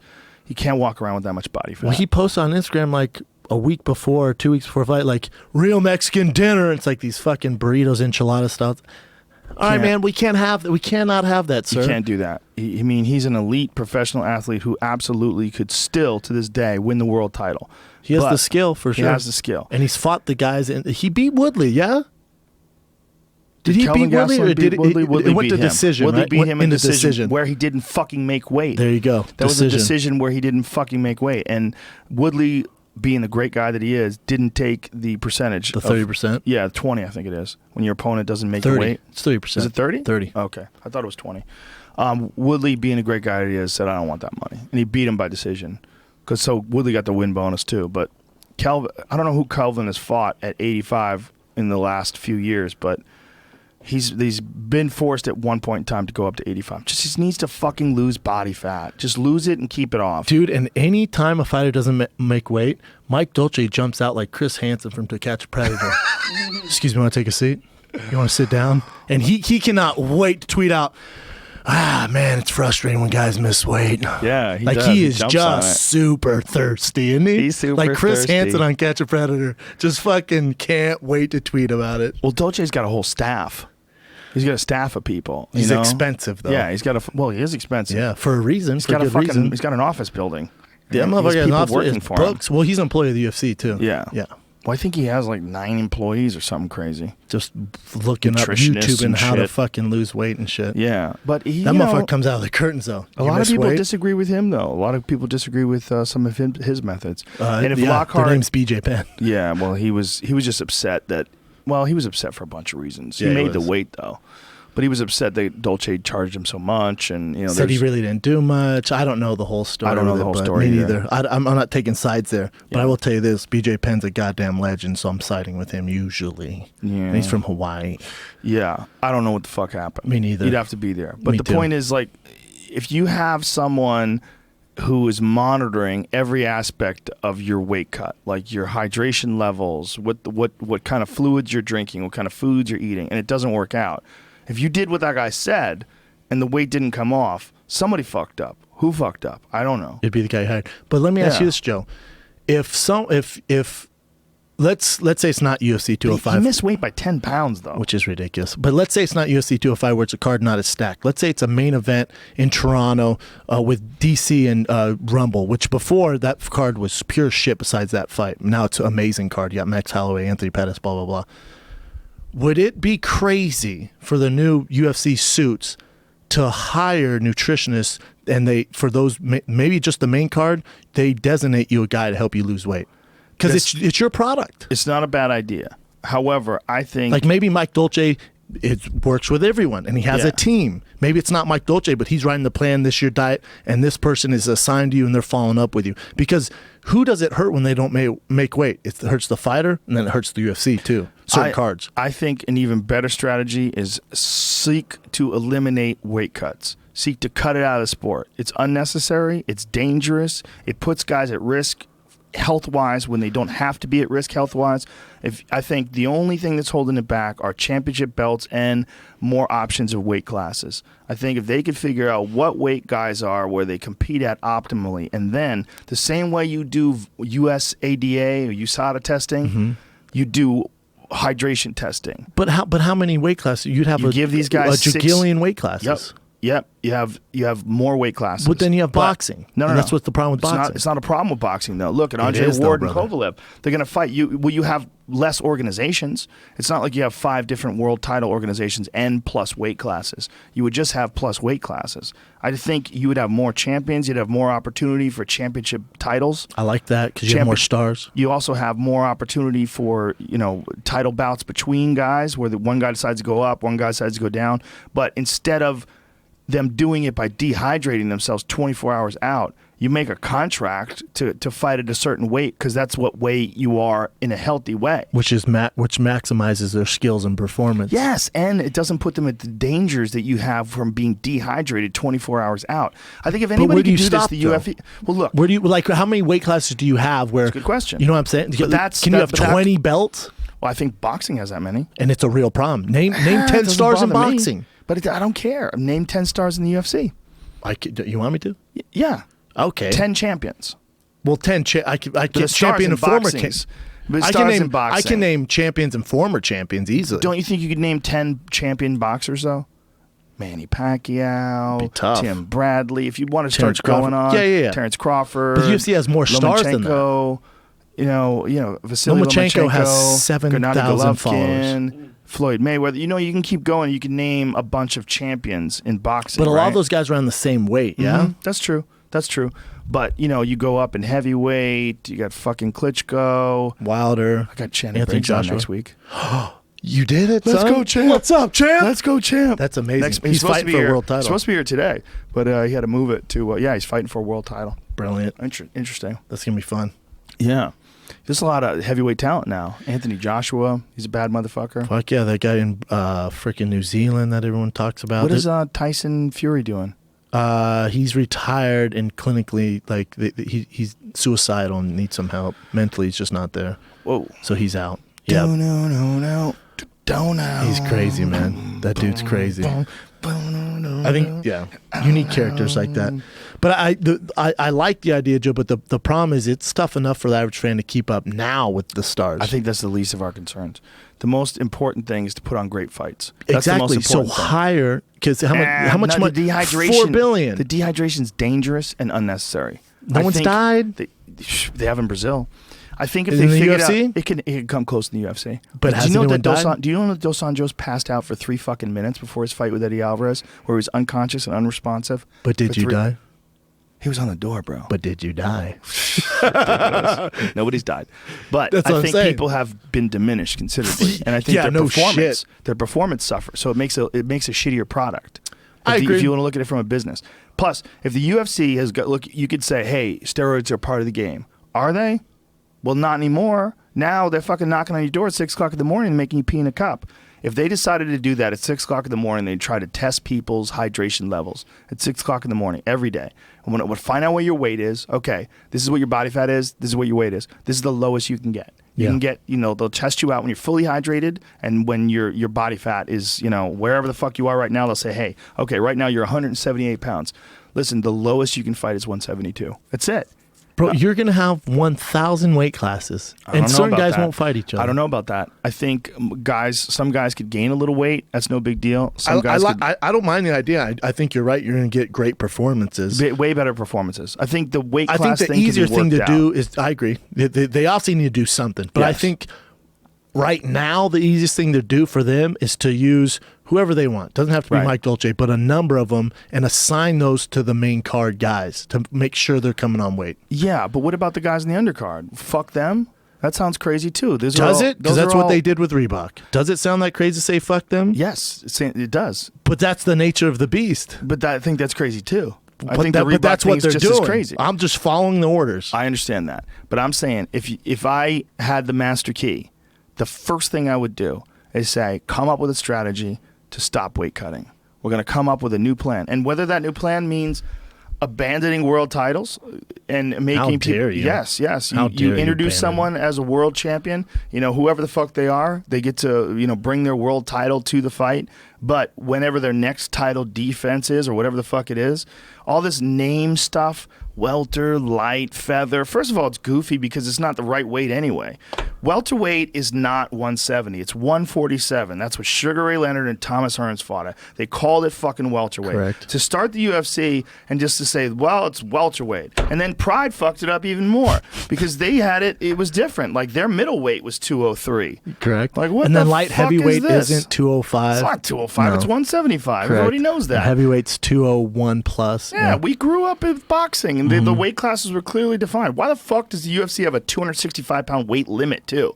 Why are you making Brock Lesnar cut weight, or whoever the fuck a big giant dude is? Like Shane. Why would you make Shane cut weight? If he wants to weigh 300 pounds, let that fucking big vanilla gorilla weigh 300 pounds.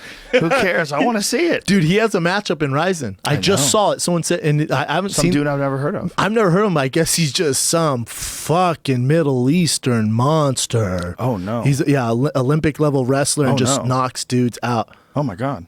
Yeah, I need to do research on the Interesting. guy, but someone tagged me and I'm like, oh my god. I thought they were going to give him Mufasa. Fedor, though. That's a big name matchup It's a, for Fedor. but it's a tournament. It's like Pride style, where you just get, like the winner doesn't fight Fedor. It's supposed to be like a open weight tournament. It's dope. What kind of work has Shane had done on his back? He had surgery. I know he had a disc replacement, and then he had some stuff on his neck. He had a disc replacement? Pretty sure. Like they put one of those artificial jammies in there? I don't want to speak for him, but he had surgery on his neck. He didn't get it fused, did it? Did he get anything fused? I'm not sure. I don't want to speak for Shane. I know he had surgery though, on his back. Yeah. I like Ryzen because they let him take all the vitamins he wants. It's just, I mean, it's just a Monster Squad. They should rename it Monsters Inc. Well, I would like Overeem to go over there too. Oh, me too. Just get back to the old Just do the old thing, man. Just do the old thing. You know that like thing? the old time you need Vegeta in the face and ended his life. Do that. Yeah, when he fought Todd Duffy and he looked like some sort of a cartoon character. God, dog, how fun was that to Yoel watch? Romero looked small compared to him. Yoel Romero looked at him and like, Yoel Romero looks like malnourished next to him. Yoel Romero looks like he has AIDS next to Uber Rain. He's like, I gotta go lift. I gotta get he's out like, of God damn, I need to fucking hit the gym. Uber Ream? We've never seen anything like it. No. For whatever reason, when you and I get together, we just fucking have a love fest over this Uber Ream that when he doesn't fought exist Brock anymore. Lesnar, It's like the dude? Loch Ness Monster. It You and I are is. obsessed with this. Well, there's video though. That's the problem. There's proof. It's not just like we see him and we go, "Oh, that's the guy Stipe just knocked out." No, I'm telling you, Stipe's a bad motherfucker, no doubt about it. But he's not the same guy. That's not the Brock Lesnar guy. The guy who fought Brock. No. That guy doesn't exist anymore. That guy was terrifying. If he did, he would never lose. He would never, ever lose. I was so scared because I was fighting that time. I was like, well, what the fuck would happen? What if they called me up right now? I'm going to have to act sick. Yeah, well, yeah, it's interesting, man. That's the people that say that steroids don't win fights or performance enhancing drugs don't win fights, they're crazy. Those people are crazy. Crazy. You're out of your mind. You're crazy. It helps a lot. You don't think I could have went Uber Brown? Uber Big Brown? Oh, yeah. Grande Brown? It helps a lot. Venti Brown would do some work. It also helps with your chin. Yes. And hopefully I could have taken that HGH and my head would have grown. So all of a sudden I have this Ubering body and this Mark Hunt head. That'd be fucking sick. You know what I hope? Honestly, I really do hope that Ryzen takes off and becomes like Pride was back in the day. And you have these nutty, insane, fucking full-bore freak show fights. And we get to see guys just jacked to the I tits. could use that in my life. That'd be awesome. We would do fight campaigns for every one of them. Yeah! It'd be so sick. Fuck yeah. It'd be so violent. Oh, it'd be amazing. If the UFC was smart, they'd get in bed with them. They'd be like, listen, let's bring Just be under the table investors. Let us bring this over to fucking Fight Pass. Come on, baby. I agree. Come on, baby. Hey, listen, Ubering wants to start some shit. How about you guys just sign them and then we'll put on Fight Pass? And encourage the steroids. Say, listen, I know those motherfuckers can't fight like that over here. 'Cause we're all clean and Super everything. strict. So listen, just fucking give us a little taste. It'd be a good We'll business help plan. you out. Yes. Smart. Yeah, you can watch the freak show. You get it the all. Japanese freak show. You get it all. And who knows, man? Japan is weird. You know, Japan was a huge culture for MMA at one point in time. Like, at one point in time, the UFC was giant over there, and then it faded and dropped off bad. Pride was giant, and then it faded and dropped off bad. And Dream was kind of like the end of it. And then now there's not really a presence there anymore until Ryzen comes along. So if Ryzen can figure out how to bring back the same sort of excitement in the Japanese culture and the Japanese people that they had when they had the Pride days, the glory days of selling out Saitama Super Arena and those gigantic places. Then it'd be good business for UFC because then they just come in the back door and like, oh, you like that product? What's up, fellas? We do it bigger and better than everyone. You know what I'm Put saying? a little piece of that. I wonder how the UFC did because didn't they? Aldo fought someone out. Or not Aldo. Anthony Pettis was the main event out there. Remember? Yeah, I was there. I was there for one. Was it a good show? Well, there's been more than one Japan UFC. I've been there for one of them. But that was the latest one. Remember? Rampage fought when I was there. I remember that. But I don't remember too much about that event. Remember Pettis? I feel like Pettis was the main event and liver kicked the shit out of someone or head kicked someone. It might have been Joe Lozon? yes. Maybe. That was the Why did I Japan feel like card. the Joe And I Lozon- felt like Roy was on there too. Might Nelson. have been. I don't remember. But I wonder what the numbers were like. They couldn't have been too great because UFC was like, we're good.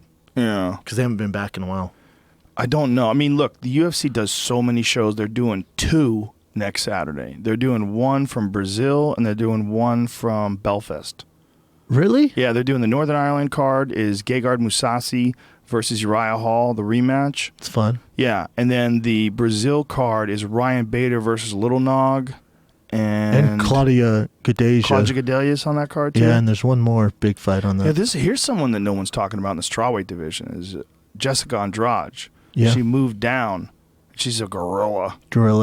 Her and Liz Carmouche should have a bodybuilding contest. It's a Both of them toss-up. stand in front of each other and flex it out. I'd watch that.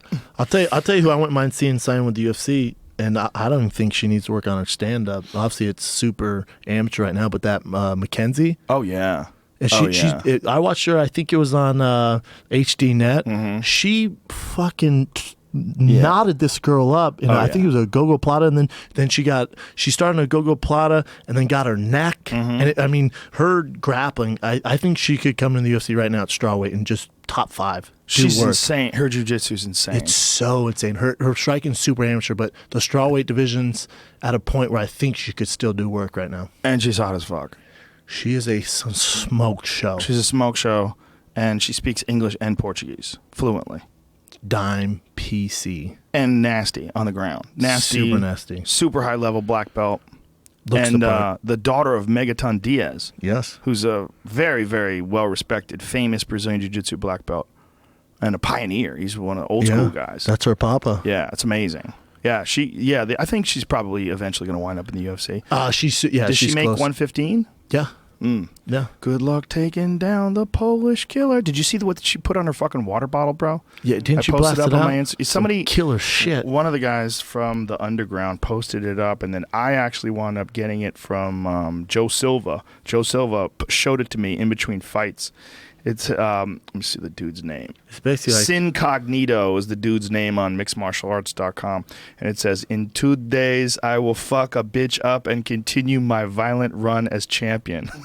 I mean, She writes that on her water bottle. I'm just a straight, cold-blooded killer.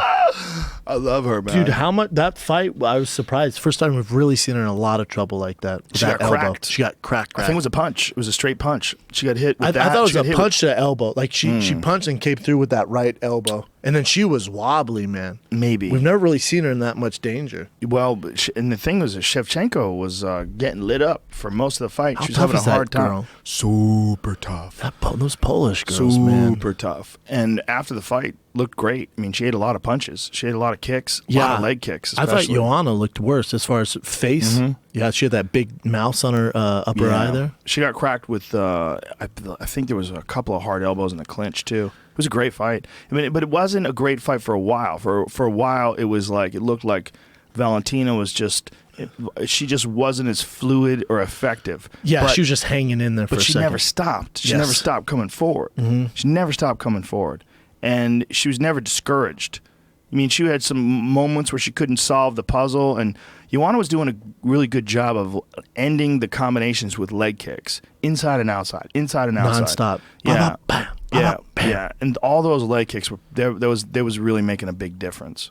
Yeah, if you follow Joanna though, that it was a tough fight, but Joanna definitely won that. She's at like her first fight with Claudia Gadeja. That was a tougher fight for her. She had a tough fight in the last one with Claudia Gadelia. Really she tough. won. Really she tough. won, but yeah, she's been to some wars, you Yeah, know. man.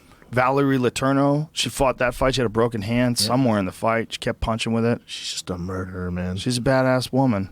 She's a badass woman. Tony Hinchcliffe still obsessed with her? Loves her. God, they look like brother and sister, though, don't they? Yeah, it would be weird if they fucked. she might outweigh him Yeah, that's a tough one. when she's for not him. cutting weight. That's a tough one. You for know, him. Yeah, she definitely might. beat his ass. He admitted that. Well, I was like, yeah, you know, better she admit beat it. your ass, right? You know, she put her hands on you, right? Yeah, he loves her, man. She's a killer. Killer. That was a long ass card though. And what I was watching on the East Coast in Florida, dude, the cards get done late there. It was like 1 a.m. by the time Connor was walking out, yeah? Yeah, Jamie was there. We couldn't get somewhere to eat. We tried to get into the first restaurant. It was goddamn packed. At 2 o'clock, 2:30 in the morning, we wound up at Katz's Deli because Katz's Deli is 24/7. It was hard to find food. It was mobbed. I can't. Everywhere's mobbed. It's crazy how late it got done for the East Coast. Well, New York is just different. New York bars stay open, I think, till 4. Florida's till 5. Did you know that? Florida was crap. Florida was popping. Like everything was great, and I was exhausted. I was like, I gotta get going, man. 2 hours of sleep and got on a plane. I was exhausted, man. Yeah, especially if you're in Southern Florida. Yeah, Southern man. Florida is ridiculous. That's where we were at. And then it's like, that, and then with the time change in LA, you just all messed up. But Yeah. that's why sports and obviously not in football, but like the Heisman vote and stuff like that on the East Coast, it's so late that I don't see a lot of it, or they don't see a lot of the Monday Night Football or college games because it's just so damn late. I feel like there's a better route to go. Nope. Obviously, they would do it if it was, right? Yeah, the East Coast doesn't mind staying up late, and the West Coast demands it be on their schedule. So it How does winds the up West starting Coast at get to 7. demand that stuff? More people that film things out here. Good point, sir. Yeah, and if they did it on the West Coast or the East Coast schedule, it would happen too early. You would lose money. Like if you had the show at 5, people are not done working. Like people who have to work on Saturday, they're still at work. It's true. So it can't be at 4, which is what it would be if it was their time, our time. It was 7 p.m. And then all of a sudden you also have to think about the undercard. What if somebody wants to watch the undercard? On FS1, you're not going to pay for the undercard. FS1's going to be, hey, listen, bitch, you can't put the undercard on at 10 in the morning. Yeah. Nobody wants to watch that And shit. they've done it, when they're in Brazil or some shit like that. But they'll get mad. People get mad. That's true. You're not going to get the mass audience. It's obviously working. Yeah, and the East Coast stays up. They always stay up. Dude, how crazy that Madison Square Garden, after the fight, the lights on the stadium, which they've never done before in the arena, were Irish colors for Conor McGregor. It's pretty intense. Brian and I were arguing this. Do you think Conor McGregor is more well-known than Floyd Mayweather currently? Yes. Because boxing's a bigger sport. Yeah. Because you look at different... Floyd Manny, like the pay-per-view numbers, destroys anything Conor's ever been close to. That's true. Maybe not. Maybe no. Right? I was arguing Conor is bigger He might because be. of social media and stuff like that. But Floyd has more followers and on Instagram, Twitter, but you can't judge it off that. Here's the thing. The amount of excitement that Floyd generates does not even fucking compare to the amount of excitement that Conor generates. That doesn't mean he's more popular. I understand, but it does kind of. Because the intensity of the popularity, the love, people might know who Floyd Mayweather is, but when it comes to how many people love Floyd Mayweather, it's not even close. It might be like some ridiculous, like 10 to 1 or 20 to 1. Because when Conor gets out there, they go fucking crazy. How many people are there to see Floyd Mayweather lose? How many people are bored after Floyd Mayweather fights? Like Floyd Mayweather fights so skillfully and surgically and doesn't take any chances and hardly ever gets hit. It's not fun. Conor murks motherfuckers. He wins the world title in the fastest ever title-winning knockout ever. What does he do after that? He comes back and makes Eddie Alvarez look like Eddie Alvarez, world champion. The guy he's defending his belt.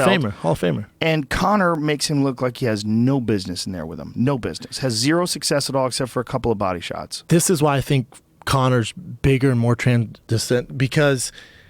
You just bailed on that word. I did. Sorry, man. Transcendent. Because I just bailed, right? Just fucking out. You like I do that sometimes. I'll just be like, yeah, no. I think I'm using it wrong. I'm thinking I'm doing that, and we're gonna go and Operation Eject. But how many successful black athletes do we know? Joe Gillen. How many white Irish superstars do we know? One. Yeah, one. Barry McGuigan was a big star before he came to the United States, and he came to the United States and eventually lost his belt. But Barry McGuigan at one point in time was a huge star, but nowhere near the star that Conor is worldwide. In this goes for all athletes. Conor's the green elephant in the room. Everyone else we've seen before. Everyone else we know what they can kind of do. Conor's this green elephant amongst all these gray elephants, and there's nothing like him. Totally different thing. Totally different animal. It's crazy. He's elephant with 2 fucking trunks. He's got 15 dicks. 15 dicks, and 2 a bag trunks. of gold with a leprechaun outfit on. Correct. Hi. And now he has a little son on the way. And they gave him a fucking Rolls Royce with his face on it. How crazy is that? What's interesting is how well he manages it all. It's really interesting. You know, like the pressure in particular, he doesn't seem to have a problem with it at all. Isn't it weird? That's what makes him so special, because that magnitude and the pressure, and he has to deliver, and he has to do those antics and then back it up. Yeah. But he keeps pulling it off. Like, even at the press conference, I was like, all right, this is stupid, man. This is getting old to me. But then when he pulls off, I'm like, that was brilliant. And, you know, I mean, the guy steps in, he loses to Diaz, right? Takes the Diaz fight on short notice. Oh, by the way, after a staph infection. Here's something a lot of people don't even know. He had a pretty significant staph infection, was on antibiotics until, like, I think 2 weeks before the fight. If you don't think that drains your gas tank, you never had a staph infection and you never had to take antibiotics. Antibiotics are brutal on your respiratory system. Yeah, they're brutal on your whole body. It's just your body's no energy. meant up. Yeah. Your body's made up of all this shit that you don't consider to be you, but it is you. The stomach flora is a real part of you. You know, your body is essentially like an ecosystem. And when you have a staph infections are dangerous as fuck, and people die from them. So they hit you with some heavy-duty antibiotics. I've had staph twice, and it's not fun. And the first time I had it and I took the medication, I couldn't believe how I felt. So weird. I felt lightheaded. I felt weak. I was like, whoa. You're drained, right? You have no energy. It's super strong stuff, too. And I was like, wow, imagine this guy fighting 2 weeks after this. Insane. Because there's no way you peak correctly. No. So he comes from that, and then he fights Nate again, a few months later in a fucking crazy 5-round war and beats him by the narrowest of margins, right? Don't you agree? Yeah, that's very narrow. Very close fight, where some people thought that Nate won. I mean, I didn't think he did, but I didn't think he did close either. fight. I thought the decision was correct, but I was like, wow, that's a close fight. So takes that fucking crazy chance, comes back and fights that guy. Connor weighed 169. That's what he weighed when he weighed in. That's what he weighed during the fight. And they wanted him to fight at 55. Yeah. He goes, no, I can beat him at 70. Let me do 70. Nate weighed probably around 190 something. Yeah. I mean, he did. I mean, everybody says that Nate is a 155 pounder. He is, 100%. But he's a way bigger man. Than Connor is. Yes. He just is, So it's like, who's going to weigh more when they actually get in there? Nate's going to weigh more. So he does that and then goes from there and just starches Eddie Alvarez like a world beater and just so relaxed and loose in there. So amazing. Fucking Madonna was at the show. Madonna was at the fucking show. Madonna was at the fights. How crazy is that? Madonna's Instagramming. Mama, we made it. Mama, we made it. It's red panty night. It's red panty night, and Madonna, you're up. I think she's single. Where the fuck is my second belt? I envisioned this. Where the fuck is my belt? Nuts, man. Yeah. It's fucking nuts. He's a character, man. He's such a character. And I thought he was going to make a big announcement. I thought his announcement was he's going to retire. But his announcement was like, if I'm going to continue doing this, you guys I need a share of the company. Yeah, that's probably what the announcement was going to be all along, that he wants a piece of the pie. I mean, he's got an argument that he probably should get a percentage of the promotion because what they're selling is Conor McGregor. They're selling the UFC plus Conor McGregor.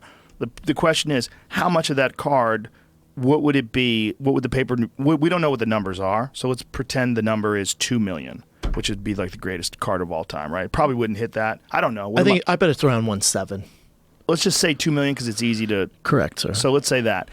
What percentage bought it because of Conor? It might be 1 million. 1 million plus for sure. It might be. 1 million Literally plus for might sure. Be.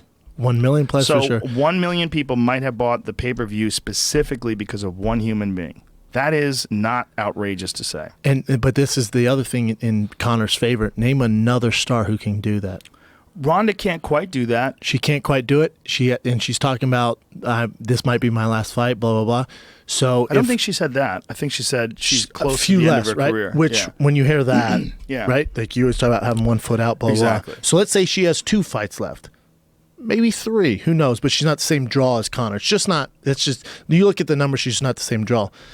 But if she comes back, beats Amanda Nunes, arm bars her, and then fights right? Cyborg, and then fights Holly, beats Holly, gets a rematch, arm bars still not her. as big as Conor.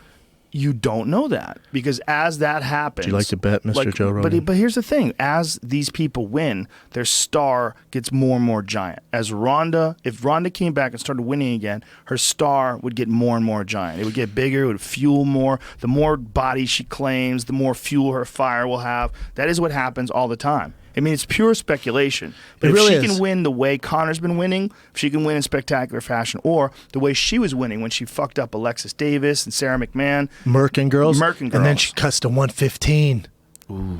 She could never make, but you know what I'm saying. You don't think she could? Fuck, no. Why not? She's way too big. But is she, okay. Yeah, that'd be because she looks really rough yeah, at the weigh-in sometimes at 35. That's just not even fathomable. But if for Conor and again, I'm not rooting for favorites. I'm just saying from business standpoint, for Conor, he's such a big draw. Right. What's going to help him in his negotiating power if Ronda were to lose this next fight? Because then he's like, I'm the only motherfucker in town. Yeah. You guys were claiming me and Ronda. That's cool. She just lost. I need my fucking money. Well, and by the way, Ronda has a tough fight in front of her. Amanda Nunes is goddamn scary. She's a scary girl. And I she think was she's the one that I was saying before Ronda lost to Holly. I was saying she should have got the title fight, and I said that I think she's the most dangerous one. Yeah, and I was talking shit to you. The way she stopped Sarah McMahon, she cracked Sarah Scary. McMahon with that right hand. Yeah, she hits like a Mack truck. She hits like a dude. But Cyborg hits like a dude. Amanda hits like a strong girl. Big difference. They both Cyborg hit hits like scary. like Tyrone Woodley with braids. Let's be real. She hits so hard and gets no love because she's so goddamn scary and can't make the weight. She also has a better arsenal. Like she'll throw kicks and knees. She's also a black elbows belt and- on the ground. Yeah. I think Amanda is too, yeah? Amanda is. But Amanda has lost on the ground before. Yeah. She got beat up by Kat Zingano on the ground. Correct. Yeah. Cyborg will rip your limbs off. Yeah. But she's getting no love. But She's too big. I know it sucks for her. But But they need a 155. 150. Well, again, if they did that whole thing where I'm talking about they eliminated weight cuts, There'd be two girls. Cyborg would fight at like 180. Cyborg at 180, and it'd be her and that big ass girl, Gabby Garcia. Garcia That's fights it. at 280. But that's all we got Gabby for you. would have to cut weight to make You and Gabby heavyweight. fight every other weekend. How about that? Like Tim Sylvia and Andre Arlovsky. Let's do that every other weekend. Sylvia versus Andre Remember they were Arlovsky? fighting like them and Old Frank Mir were days. fighting like every other weekend Yeah, because the all we old had. days, the old days. But I think for Ronda, the Amanda Nunes fight, stylistically, again, we don't know where Ronda's mental state is at, but stylistically, it's a great matchup for Ronda. I think so? Yeah, I think if she comes ready, prepared, has a good camp, she murks her. But don't you think that you look at the way she fucked up Misha Tate? You're like, that girl presents a lot of danger with those punches, especially considering what happened with Holly and Ronda. Yeah, but yeah. I think she presents a lot of danger. 100%, Joe. I think you're right on that. But I think her marching forward is the perfect antidote to get murked by Ronda. Because she's like, oh, come get some of this judo, and I'm going to armbar your ass. Right, if she marches forward. Which is really all she knows how to do. You know what I'm saying? It could be interesting. It's a great fight either way. But It's also interesting to see where Ronda's head is now that she's coming back. That's the X factor. Because if it's Ronda 100%, she beats her, I think, 9 out of 10 times. strong words. I know. But if it's Ronda who's kind of, I want to do movies, I want to do this, this isn't for me, you're going to get murked. Because that girl hits so hard. Well, what Ronda has and what Joanna has, and not a whole lot of other women have it, is one thing that they do where they're really fucking good at it, and then they have all those other stuff. Correct. Whereas like Paige Van Zandt is kind of learning the whole sport. She's learning As she the whole goes. thing as Yeah. she goes. Yeah. But What Paige has is just toughness. and she's hot. That helps. Ridiculously hot. That helps, too. definitely helps. But there's not other girls, other than Valentina Shevchenko. Yeah. She's another one who's badass, who's another super powerful striker. Yeah. I mean, the way she handled Holly Holm standing up. I know, man. Yeah, handled her. Just countered her at will. That looping left hook, that Yep. check hook that she Yep. throws off the right Nasty. side. Yeah, she's another one. But there's not. They need more of those. I agree. Like that's where Mackenzie Dern fits in. Exactly. Kenzie Durham come and do work, and she's gorgeous. But I'm saying if Connor's like, listen, I don't wish bad on anyone, but if Ronda were to lose, we throwing a party in Ireland. Nobody because has that- I'm the only show in town Yeah. now. Give me my fucking piece of the pie. Well, nobody has that sort of personality that he has. No one ever. I think even he eclipses Ali. I think he eclipses all of them. I think he's bigger than Chael Sonnen for sure. Me too. As far as like his ability to talk shit, he's Not better bigger than than all of Ali, them. but yeah, I hear you. think he is. I think he's better than Ali. Sir. I Ali, do. but Ali stood for a different thing, He right? did. Like He did. his message was more important when you're Yes. fighting for equal rights. Well, he's And also fighting to stop the Vietnam War. Correct, like It there's bigger times. He had several things going Correct. for him that were bigger. correct. Connor has white privilege. Yeah, His nice suits. nice suits. The government's not trying to send him over to fight in a war. He's not even American. They're not stripping his belt for how No. long? 3 'Cause years. he won't fight. 3 fucking years in his prime. His prime. That's like basically taking the belt from Conor right now. And going, Right 3 now. years, we'll see Yeah. you soon. And then he comes back in 3 years after not having trained at all. Ali didn't even work out for 3 years because when Ali wasn't fighting, he was like, "Why would I work out?" Well, fucked up, sir. And he was never the same, was he? No. Not only was he not the same, he didn't have the footwork anymore. He didn't have the endurance He didn't have the anymore. fire, really. He came back. You look at his body when he came back and fought. He fought Jerry Quarry in his Smooth. comeback fight. Yeah, smooth. Smooth. And That's what's scary. Not scary, but it's be interesting to see what happens with John Jones. Because now they suspend for a year, right? And he's been out even longer. And then before that, so they're stripping his title. And then Dana, obviously, he never sticks to what he says. Sometimes he does, but he goes, he'll never be a main event again. Like, we can't book him as the main event because we can't trust him anymore. Wow. I know, right? So for John, granted, he's doing that flow grappling event against. Get the fuck out of here. That flow grappling, he could have been fighting for the UFC heavyweight title. Oh, no, I'm just saying, at least he's doing something active. Like, at least he's not Muhammad Ali. Yeah, I guess. He's lost millions of dollars, but at least he's doing something in combat sports. Well, he's only suspended for a year retroactively. So, July. It's up yeah. in July. Yeah, so he has to get. But still, it's been a while because remember before that he did that huge laugh before UFC 200. I know. So when he comes back, it's gonna be interesting to see what we get out of him. I know, and then he came back and he fought Ovince St. Preux, and looked kind of tentative. And then you saw Jimmy Manuwa run through Ovince St. Preux. All these guys are getting better. They're getting better. They're rising up, and Rumble's fighting DC for the title again. That's going to be a real interesting fight. Super interesting. Because remember, Rumble did land that huge shot on DC and He hurt flattened him. Yeah, who knows? In this fight, he's got Neil Melanson in his corner now. He's had him for a few years now. He's worked with a lot on his grappling. I guarantee he's concentrated a lot more on his wrestling. There's a lot of videos of him running wrestling drills. Wrestling nonstop. Yeah, so he's preparing. He's preparing to get up. He's preparing for takedown defense. It's a fun fight, man. It's a toss-up for me. Toss-up. And then John Jones has all this laugh. He comes back and let's say Rumble, for whatever reason, wins. He's like, what's up, man? Yeah, let's do it. Well, why do you think he's going to get a straight shot at the title? I don't even know if he would get a straight shot at the title upon coming back. That's what everyone wants to see, though, isn't it? Maybe. That's what the fans demand. There might be something going on by then. By the time this time rolls around next year or July rolls around, so he's free in July, whether that means, see, I don't know how suspensions work, but what had been explained to me is performance-enhancing drug suspensions don't even allow you to train with other fighters who are on the roster. Really? Yes. When your suspension is up, then you can train with them. I don't think you're even supposed to be sparring with them. What? Once they hand down a suspension, they don't have that regulation. I don't know about that, man. Is that right? Look that up, Jamie. I don't think that's true. We're gonna wrap this up soon. Yeah, I don't think that's true. I hope it's not, because it's crazy. Because you could help your teammates. Even if you're suspended, you could still train and help your teammates. And also sharpen your sword a little bit. Yeah, it's like telling a guy who's an accountant, you're suspended for a year, you can't even touch a calculator. Where at night he's touching calculators. Yeah, he's going to touch them. Yeah, go ahead and touch that TI-83. Click. Ooh, you know the model touch that number. TI-83 Texas Instrument. Yeah, I'm a nerd. No, they used to make them, have them in school. I remember those. Now it's on your phone. Now your phone's like 1,000 times better. Calculator. That TI-83 was like a fucking elongated Game Boy. Yeah, like the calculator business, man, they took a hit. they're no longer around. Yeah, who's buying calculators? They're like Blockbuster. There's none of them left, man. It's over. They Does it say anything, Jamie? See anything? The first article I clicked on was the one from last year, so I don't think so. But the other thing, to your point, where you don't think who says he'll get a title shot, the light heavyweight division is just dinosaurs besides the top few guys. They're so old. John's like, I'm not fucking fighting Shogun again. I don't know. How dare you fight again? But Jimmy Manuwa was a very dangerous fight for anybody right now. He's a dangerous fight for John too. Manuwa was you good. are reaching, sir. No, I'm not. You are reaching. The way Manuwa lit up Ovince St. Preux. Did you see what happened when he fought Gustafsson?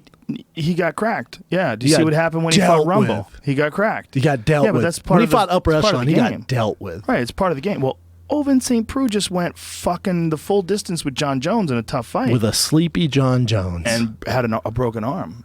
Yeah. Got his arm broken that fight, John broke that arm by throwing kicks, right? Yeah, but my point is, he went the distance, and St. Preux took him out pretty quick.